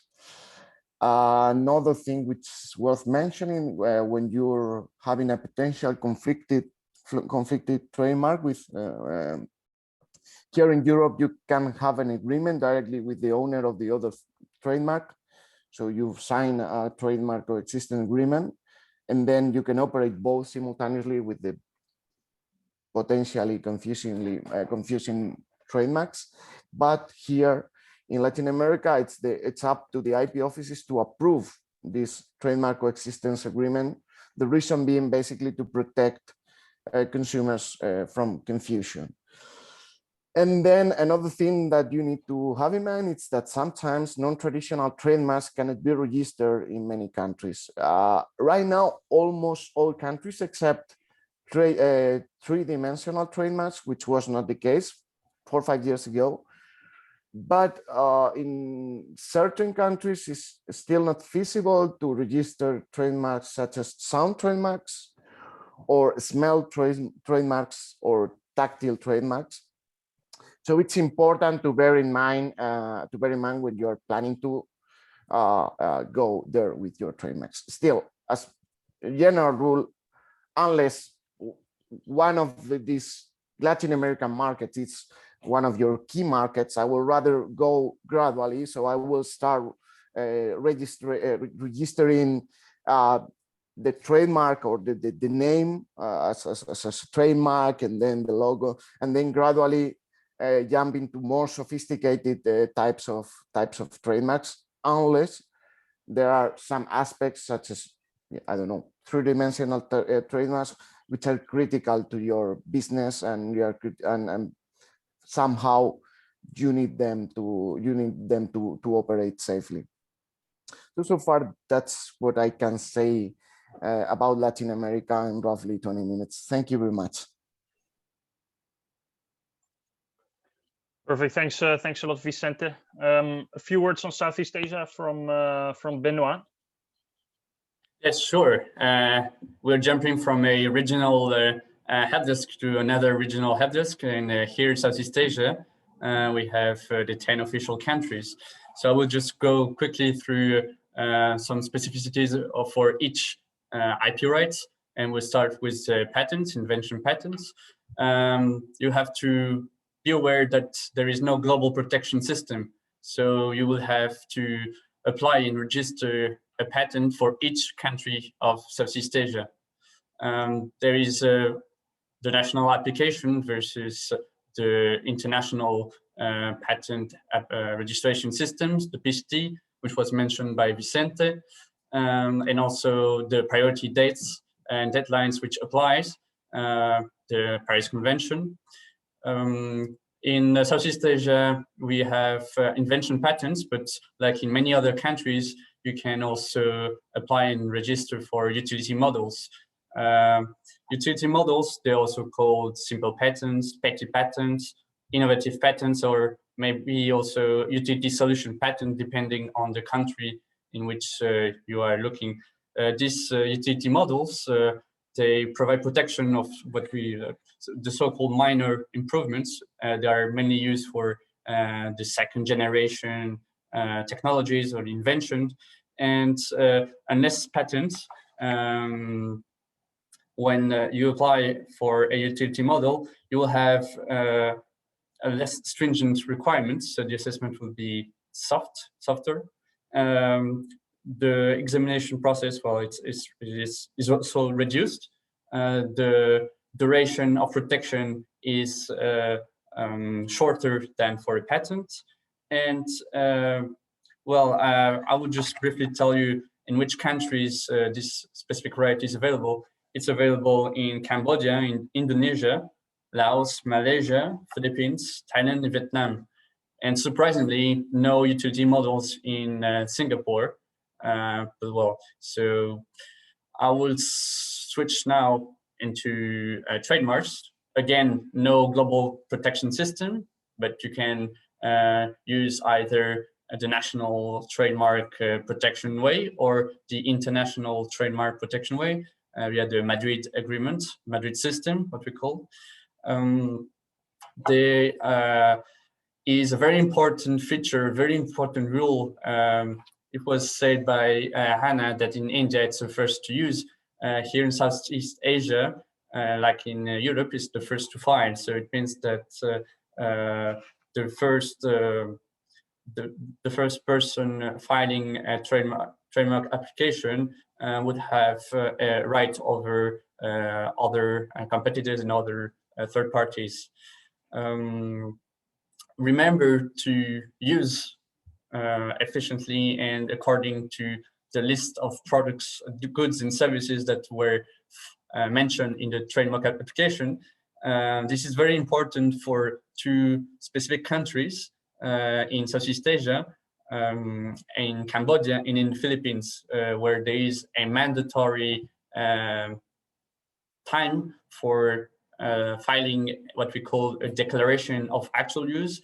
And in fact, there will be some verification from the IP office to see if the trademark is duly used for the e-commerce for the goods and services which were protected. We also see booming online sales in Southeast Asia, like in many countries, also partly due to the pandemic. So it's also very useful to have a brand protection strategy. By brand protection strategy, I would like to mention a worldwide trademark watch, also frequently monitor internet, see what your competitors are doing, check social media and e-commerce platform for any infringement or any, let's say, misleading message or counterfeiting issues, and also try to register and monitor the domain names and help customs via trainings, via information about your products. The next slide, please. I would also stress upon some facts about copyrights.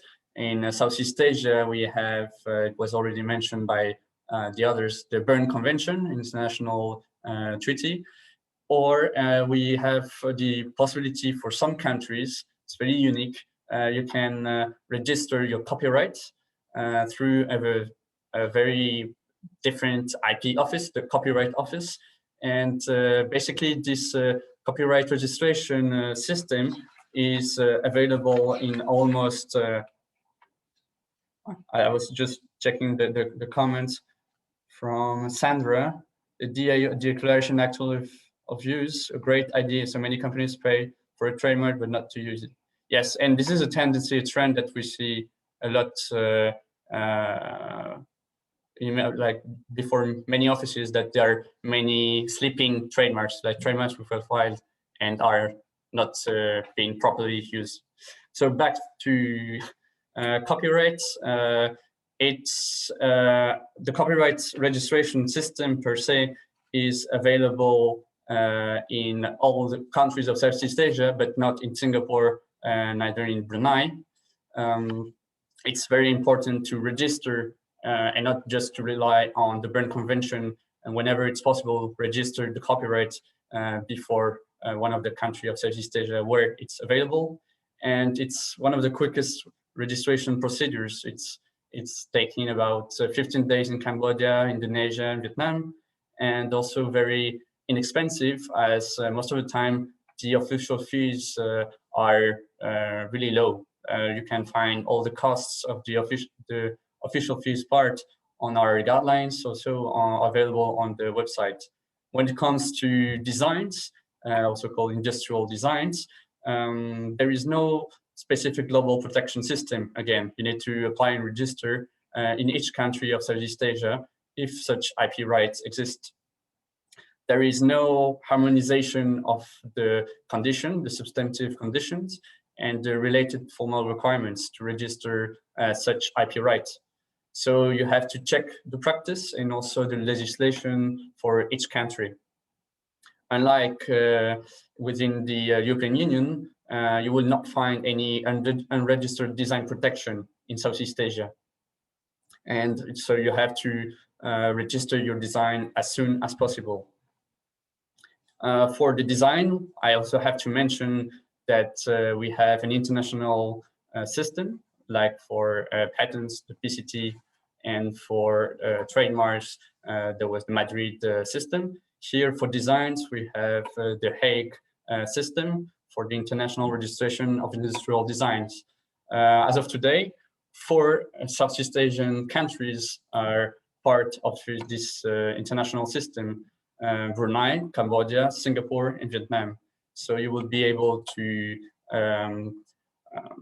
seek for registration of industrial design for one of these countries. And last but not least, I would like just to show you that the IP landscape in Southeast Asia, it's always evolving, always changing and adapting. So you have to be very careful and have an eye, follow the negotiations on specific laws. And here are the recent developments in Southeast Asia. So you will see that Cambodia recently joined the Berne Convention it's a copyright treaty. Indonesia introduced an online IP system finally in August 2019, and they are currently working on the implementation of the Omnibus Law, covering patents, trademarks, and many other topics. In Malaysia, Malaysia, the country recently joined the Madrid system. So it's also available now for international trademark protection. In Singapore, we have some discussion with the EU-Singapore Free Trade Agreement. In Thailand, the latest draft amendment of copyright was approved in late 2020. So many new rules coming also for internet service providers. Laos, there was a very interesting decision recently on patents and petit patents, and now we have more clarity on very practical procedures. And so it's always good to have these new legislations and practice rules to help IP owners, but also IP experts in elaborating and in setting a IP protection strategy for Southeast Asia. And not but not least, Vietnam, the country where I am currently based, and it was officially signed a very important free trade agreement, the EVFTA, and with this EVFTA, it helped to boost the drafting of many specific laws, including there will be a new amended IP law, and it's currently still being in the draft process. But we are all here helping that it will provide much clearer guidelines and also some new positive articles and provisions for IP owners. And now I will leave the floor to the China IP help desk. Thanks a lot, Benoit. Very, very interesting, especially to see sort of the larger regions, Latin America and Southeast Asia, with so many different countries and different peculiarities. Now the floor is for Helika Jurgensen to focus on some IP aspects for China. Just a brief reminder, China does not only cover mainland China, but also covers IP issues in Hong Kong, Macau, and the island of Taiwan. Helika, the floor is yours. Thank you, Tim, and good afternoon to everyone from Beijing. So before I will dive into the specificities of China, maybe just a few words about the general IP landscape in China. So over the past five so years, China's IP system has improved greatly, and especially over the past 3 years, we have seen all of the major IP laws in China being amended, being improved. More particularly, the trademark law, the copyright law, and now also the patent law have been changed, and all of those changes have brought along improvements in IP enforcement, introducing punitive and statutory damages, for example. So in all, modernizing the IP laws and strengthening the enforcement. But of course, if it was the greatest IP system in the world, we wouldn't be here today. So obviously, China remains in the EU working document that Vicente was mentioning earlier. China remains the priority #1 country for the EU. So even though the laws have improved greatly and they're good on paper, it's just that there are still some issues with the implementation of those laws. Maybe not so much in the, or actually not so much in the first tier cities, so like Beijing or Shanghai, for example, but more so in some local smaller places where, for example, local favoritism might still exist. So making it more difficult for foreign companies to enforce their IP laws. But of course, as the advancement of technology has been fast in China, the IP awareness itself has also risen in China.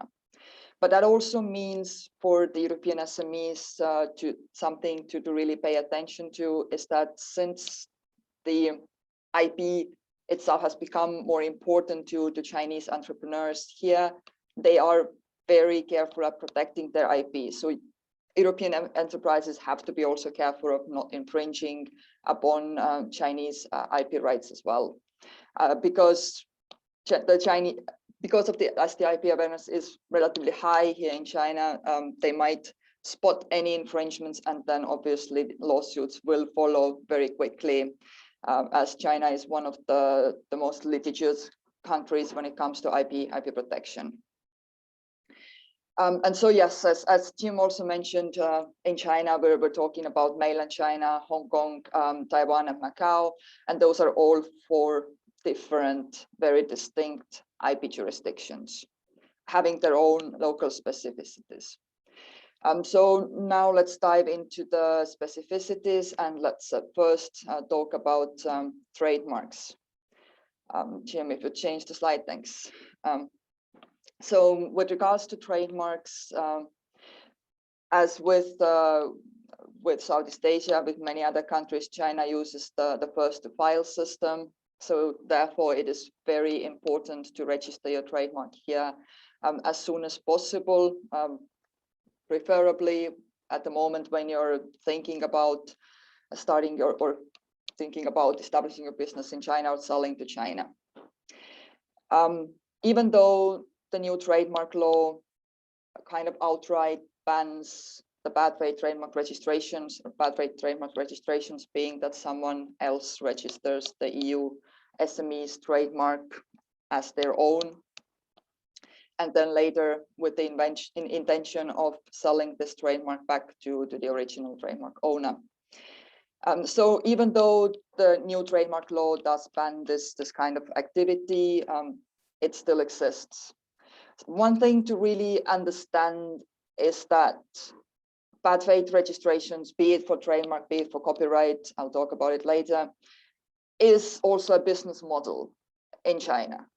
So this is something that SMEs should really keep in mind, that if they do not register the trademark and if they come to China unprotected, it is very, very likely that someone will register their trademark here in China, and then they will have issues because if the trademark is being registered in China, then effectively the European SME does not have rights to their own trademark and can be sued in China.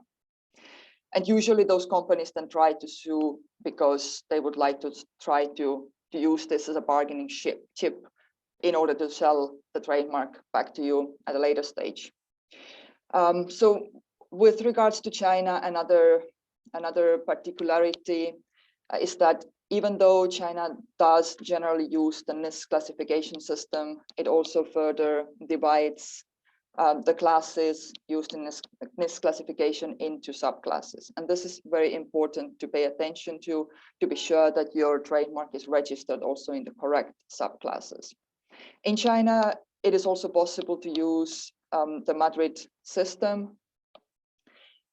It is possible to use the Madrid system in the case of mainland China. Now, it is not possible with regards to Taiwan and Macau, and still not yet possible with regards to Hong Kong, but it will soon be possible. Hong Kong is preparing for the accession to the merit system, or preparing to accept merit system applications.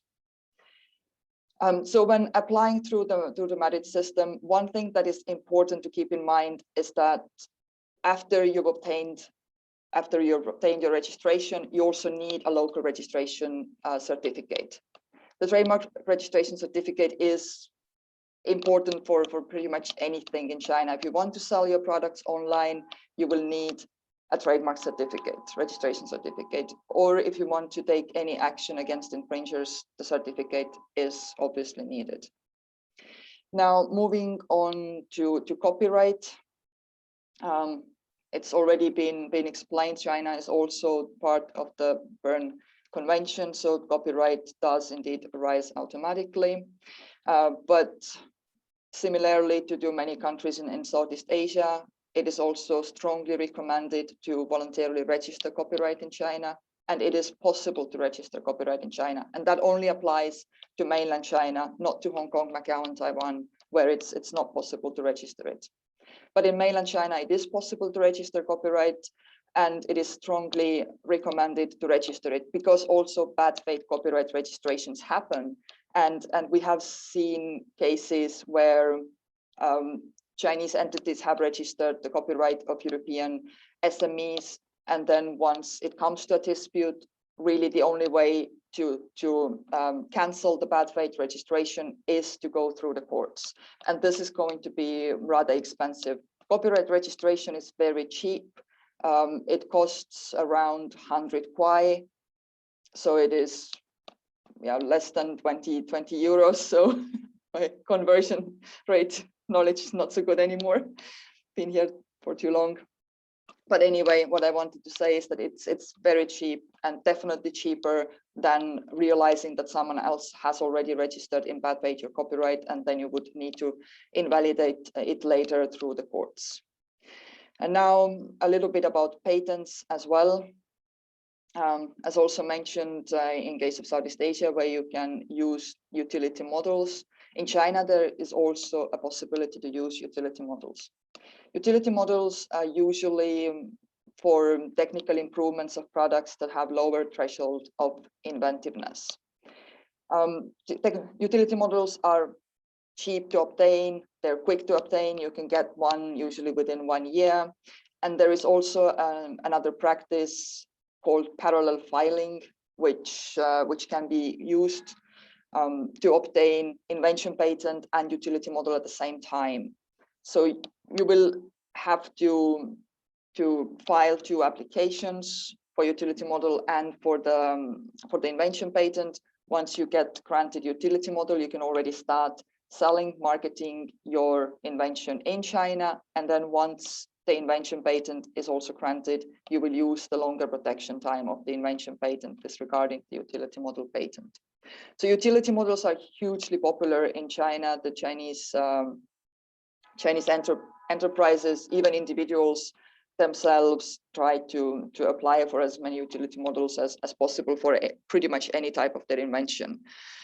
Utility models are fairly difficult to cancel. So for also European companies to be sure what utility models are out there in China, to make sure that you're not infringing on anyone else's utility model. So moving on to design patents, maybe the exciting news about the design patents that, Jamie, yes, thanks.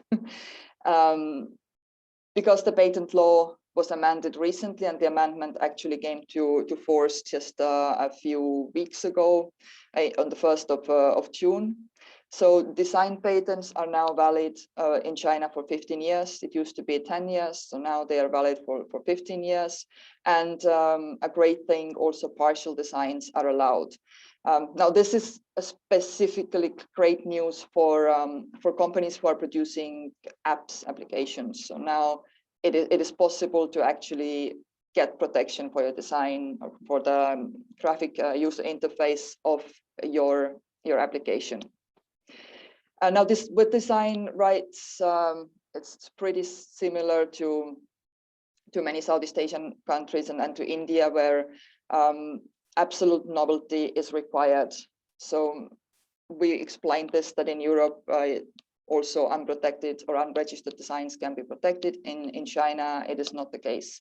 So in all Hong Kong, Macau, Taiwan, as well as mainland China, absolute novelty applies. So do register your design in China before disclosing it anywhere else. So it's absolute novelty. It means that the design cannot be disclosed anywhere else in the world before. There is, of course, the 6 months grace period, but of course recommended to apply as soon as possible. So design rights are also easy and quick to obtain, and the design rights do not undergo substantial examinations. That means literally that the examiner does not look at the really the patentability factors here. What they look at is that your application is correctly filed, formalities are correct. So design patents are quick and easy to obtain. Now, of course, something to remember here is that the design patent only protects the appearance of the product. It does not protect the functionality of the product. But in some cases, in order to avoid cheap replicas of your product, a design patent is still a very useful tool. A little bit also about trade secrets. So recently also the law concerning trade secrets, the anti-unfair competition law, was changed, making the trade secret protection better, in terms that now all business information or commercial information can be considered as trade secret. Also, if your trade secret is misobtained through hacking, that also counts as trade secret infringement. And most importantly, the burden of proof in trade secret cases has been reversed. So in a case that if you're able to prove that you had taken all the measures to protect your trade secret, and you can show that another company is using a trade secret and that they had chance to get their hands on your trade secret, it should be, at least now in theory, possible to actually obtain remedies in case your trade secret was misappropriated in China. Of course, in practice, we still see that there is hesitancy from the courts, especially from the administrative authorities, to handle trade secret cases. But what I want you to take away from this is that when you make sure that you have good trade secret protection in place when you come to China, and especially think about online ways of online misappropriation of trade secrets. So for example, if you have in place, for example, software that can detect whether a hacking has taken place, and then that can be used as an evidence in your trade secret case. So make sure you protect your trade secrets, make sure you pay attention to also online ways of misappropriating trade secrets, and that you hedge yourself against those risks. And maybe also a few words about enforcement. So through the recent changes in most of the laws, administrative authorities gained more powers with regards to enforcement. And administrative actions can often be seen as a good alternative to turning to the courts, because they're usually faster, they're usually cheaper, they're usually quicker to stop the infringement. Of course, through administrative actions, you will not be awarded damages. However, because through the changes in the copyright law, in the patent law, and in the trademark law, administrative authorities were given more powers. They were given more powers to examine the premises of infringers, to conduct interviews with the infringers, to carry out searches. That means that the evidence that the administrative authorities gather can later be used in the courts. And this is really important because Chinese courts require evidence, and all of the evidence that is required has to be notarized. So whatever the evidence you found yourself, maybe you took some pictures, maybe you have some emails, whatever you have, cannot be admissible in the Chinese courts unless it has been notarized, unless it was witnessed by a notary public. You went to take the pictures with the notary, you purchased a product with the help of the notary, and it was notarized. Now, all the evidence that is being gathered through the administrative actions by the administrative authorities does not have to be notarized. So this can be immediately considered as evidence in the courts. So starting administrative actions from the beginning when you see infringements could be a good idea, a good alternative to turning immediately to the civil courts. Also, another thing that we do recommend is to register your IP with the customs.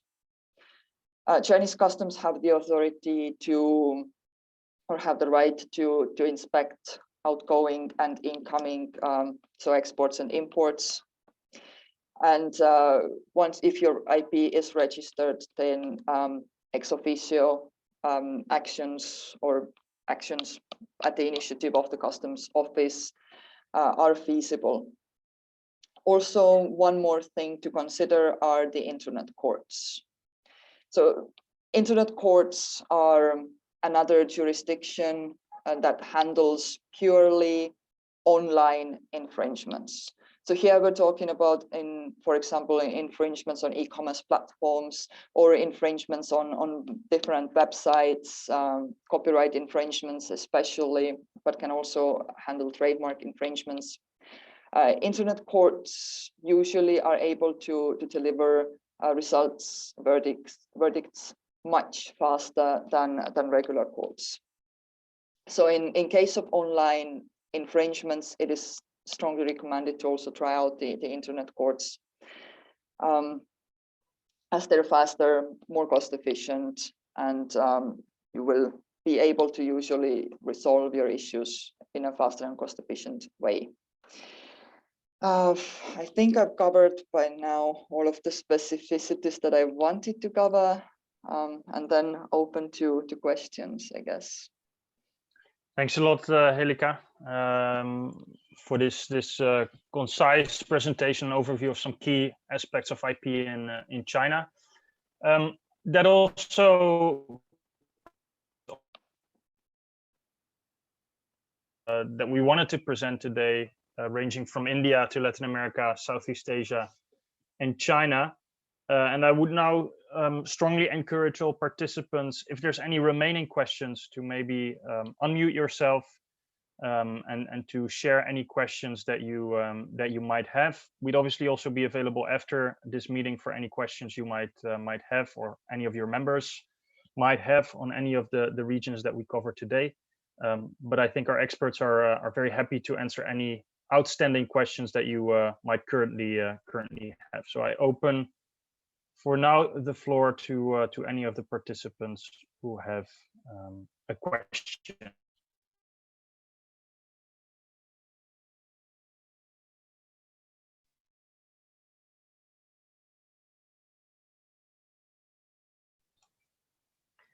I don't have a specific question, but I think I've got all the contacts I need to proceed. So thank you very, very much. It's really, really informative. I'm sure we'll be using your services in the future. So thank you for that from the UK. Thank you, Sandra. I think just as well, we are very happy to support each of your organizations. Moving forward, we can make tailor-made presentations and trainings, either for specific regions. Say if you want to focus on Latin America, we can make a specific training on Latin America. If you want to focus specifically on India or on China, we can do that as well. Or if you think it's more interesting for your members to have a more broad overview for all of the areas, we'd be very happy to explore that as well, and we can focus on specific industries as well. So if you say, listen, our members are mainly textile producers or ICT companies, or are active in the medical device sector, we can sort of pinpoint specific IP elements for each of those industries in the trainings that we provide. And we'd be very happy to discuss that with each and every one of you, if you think there's an interest from your members in one of those trainings, and then we can bilaterally discuss maybe the content of such trainings. But we are there to support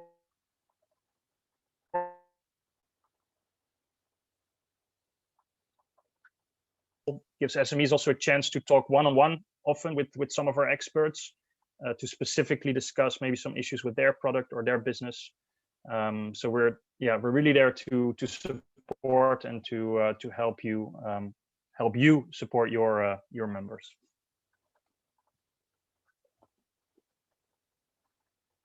Okay, I think I don't know, Bram or Raffaele, if you want to add anything. It seems there's not. Thank you, Jim. Yes. Well, what else? Actually, today we had this very exhaustive set of information from your side. I really appreciated the context. So this international point of view, which was really very much needed for us to complete this IP EBN API training track. I'm sure my idea, my feeling about this training is also shared by the other participants, by our members, which are here today. So I think more than this, I cannot say. I really have to thank you all. So Benoit, Vicente, Elika, Anna, Mathieu, and of course you, Jim, for this support you provided to us.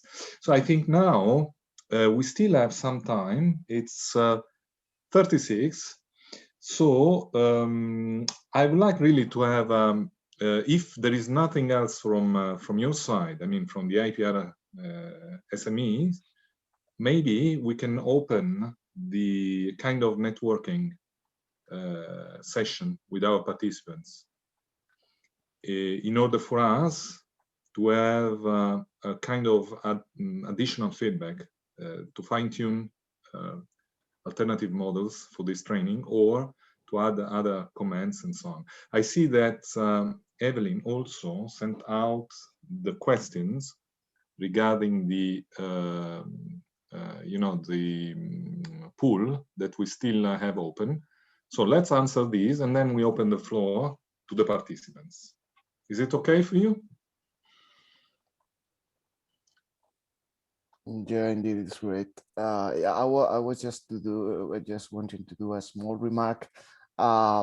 Please do not be afraid. We've been exposing you to such an amount of information regarding IP systems worldwide. They are complex, they vary, but basically our intention today was to raise awareness about these particularities, and that when it comes to a specific queries or particularities that you need to deal with, or your members need to deal with, we are absolutely accessible via our helpline, and also we will provide, or we are even provide our contacts in the chat. So please drop an email, contact us, and feel free to suggest and request anything that you might need from us. Thank you, Vicente. That was exactly the kind of spirit we'd like to share with all the participants. This is exactly, what is in line with our intention.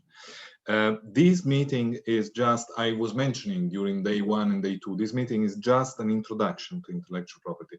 I'm sure that many of the entrepreneurs which are, working with our members here, present today here with us, they would need a lot of other additional support from our side. So we are ready to step into, Vicente, with you all and the other colleagues of the HELPDESK, in order for us to support all these European entrepreneurs in their activities.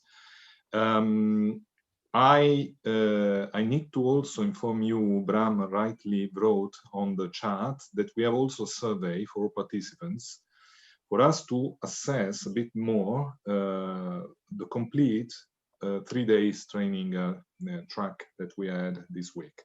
So this will help us again, as I was mentioning to you before, to fine-tune additional events similar to this one, and also to give an answer, a better answer, to fine-tune the answer to you all.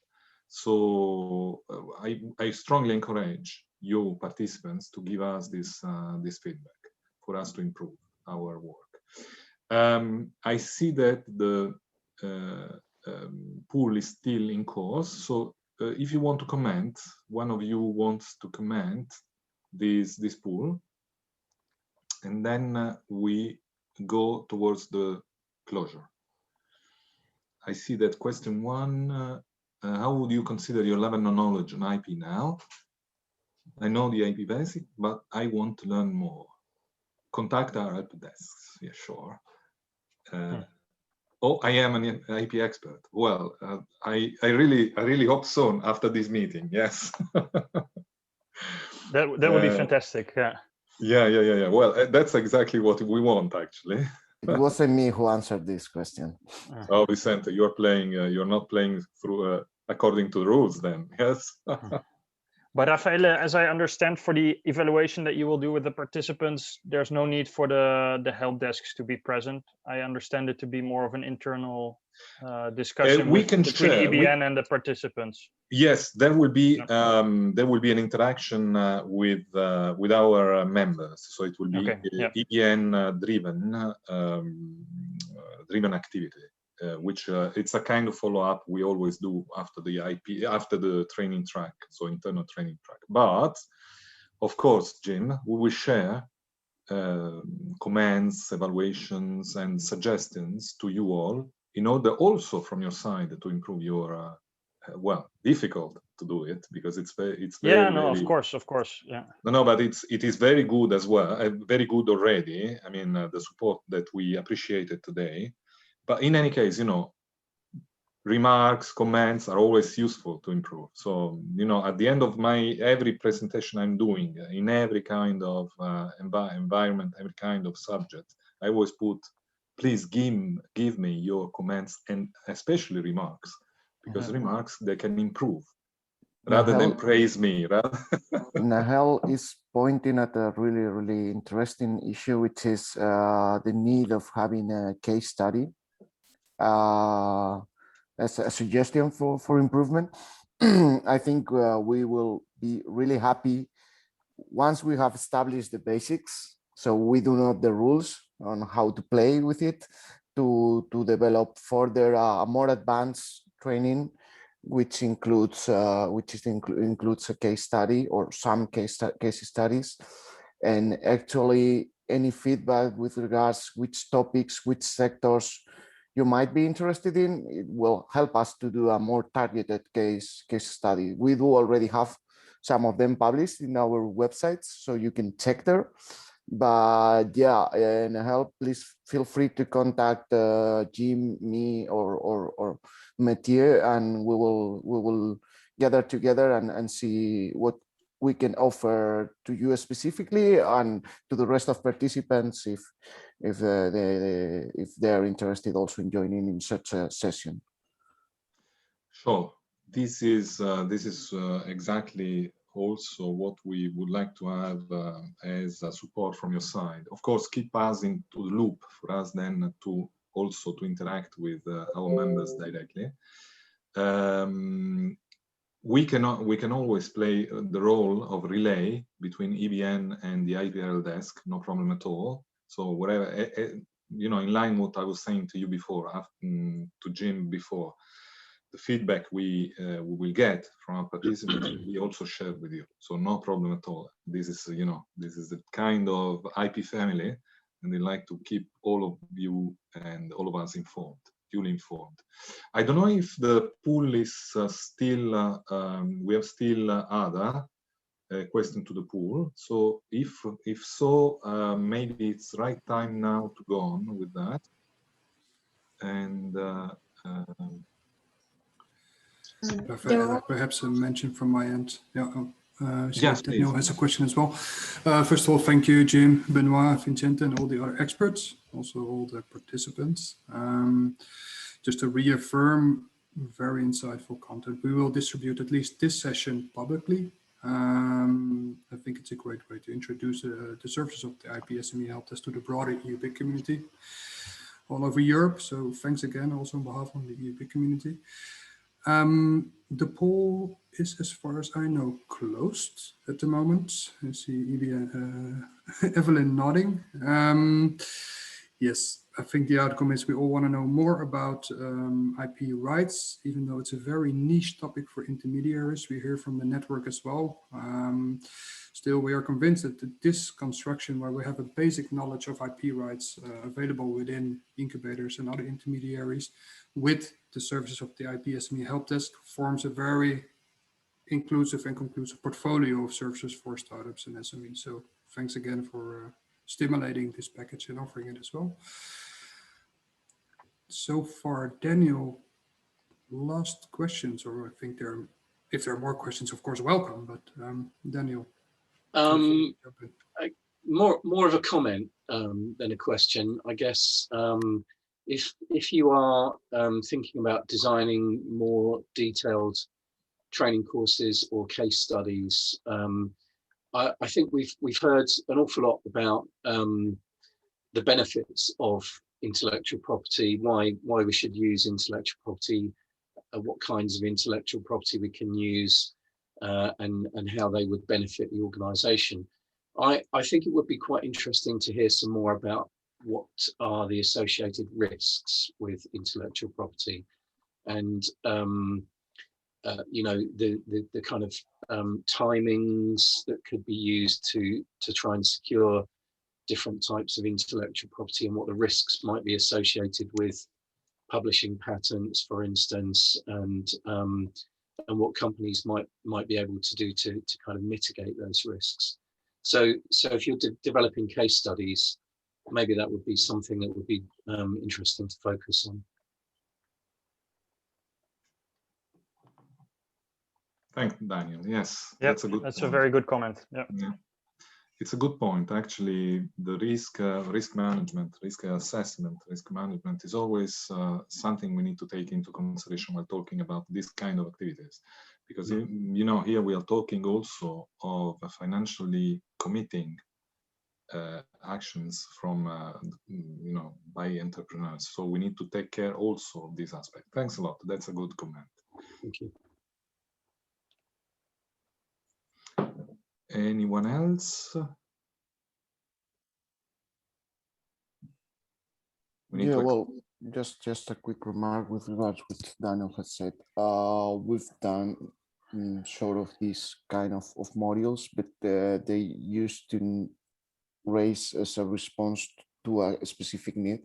So, for example, a couple of weeks ago, we were dealing with this really specific case in India, which was a joint venture R&D funded by the European Commission between Indian and European research centers.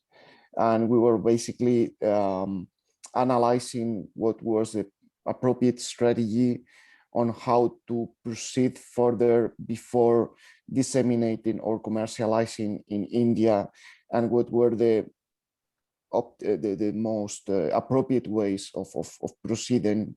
But this is kind of linked to, let's say, more targeted or more defined needs. Otherwise, the risk of IP as an overarching topic, it's kind of difficult to tackle. So please, if you're thinking in something specific, just drop an email or even comment here right now, so we can design or we can think of something which is more targeted to your idea or your needs. I'll send an email actually. Brilliant, thanks. I saw Nael put on the chat a very interesting question, and of course, yes, we will take care of these, during a potential other, similar actions in our portfolio. Yeah, I see also Bram answer to Nael now. I haven't seen your answer, Bram. Sorry. Few of you have already, sent to me some questions. For instance, Daniel. Daniel, I will answer to you, during this weekend. So no worries. I will come back very soon. Bram, I think more or less we exhausted all points. I would like to mention only one other aspect, if you like. We are thinking maybe adding extra support to your for you all regarding some elements that we could not have we couldn't have the possibility of touching during these 3 days. So maybe we will come back to you with a proposal for covering some of these themes that we had no opportunity, no time to deal with during these 3 days, and we may add also something else concerning your feedback. So keep in touch. I mean, what I wanted to say is just keep in touch with us for a potential follow-up of these. So we may see each other again in a few days, if you like to do so. And regarding the rest, I really thank you for the participation, because it was very committing. 3 days is not as easy. 3 full mornings is not as so easy to devote for all of us to devote for this kind of activities. But I think it made sense for us to start this kind of interaction on IP. And of course, thanks a lot also to the IPRL desk, which really helped us a lot during this day. Bram, do you want to add something from EBN point of view? Just to reiterate what has been said already, it's getting very warm in the meantime in Brussels, in the attics where we are. Maybe it's time to move to other business which is on the agenda. And once again, thank you very much, all participants and all experts. I'm sure we get in contact very soon. So thank you also to Evelyn. Evelyn, do you want to say something to our colleagues and participants?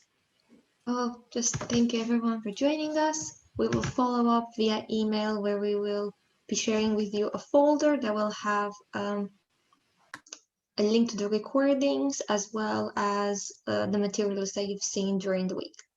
And we'll probably follow up with this early next week, as the recordings take some time to process. And so, last word to conclude everything. Thanks again to all our experts. Please, EBN members, just check with your entrepreneurs. Check if you feel like having more support from our side, and let us know, because we are very keen on this kind of activity. This IP training is only one of the IP training of the training track that we have at your disposal in EBN.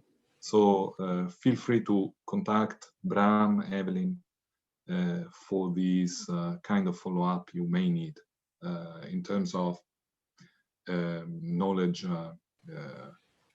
improvement from your entrepreneurs and from your side. So thanks a lot. We close now. Thank you. Thanks, everyone. Thank you. Thank you. Thank you. Thank you very much. Thank you. Goodbye. Bye.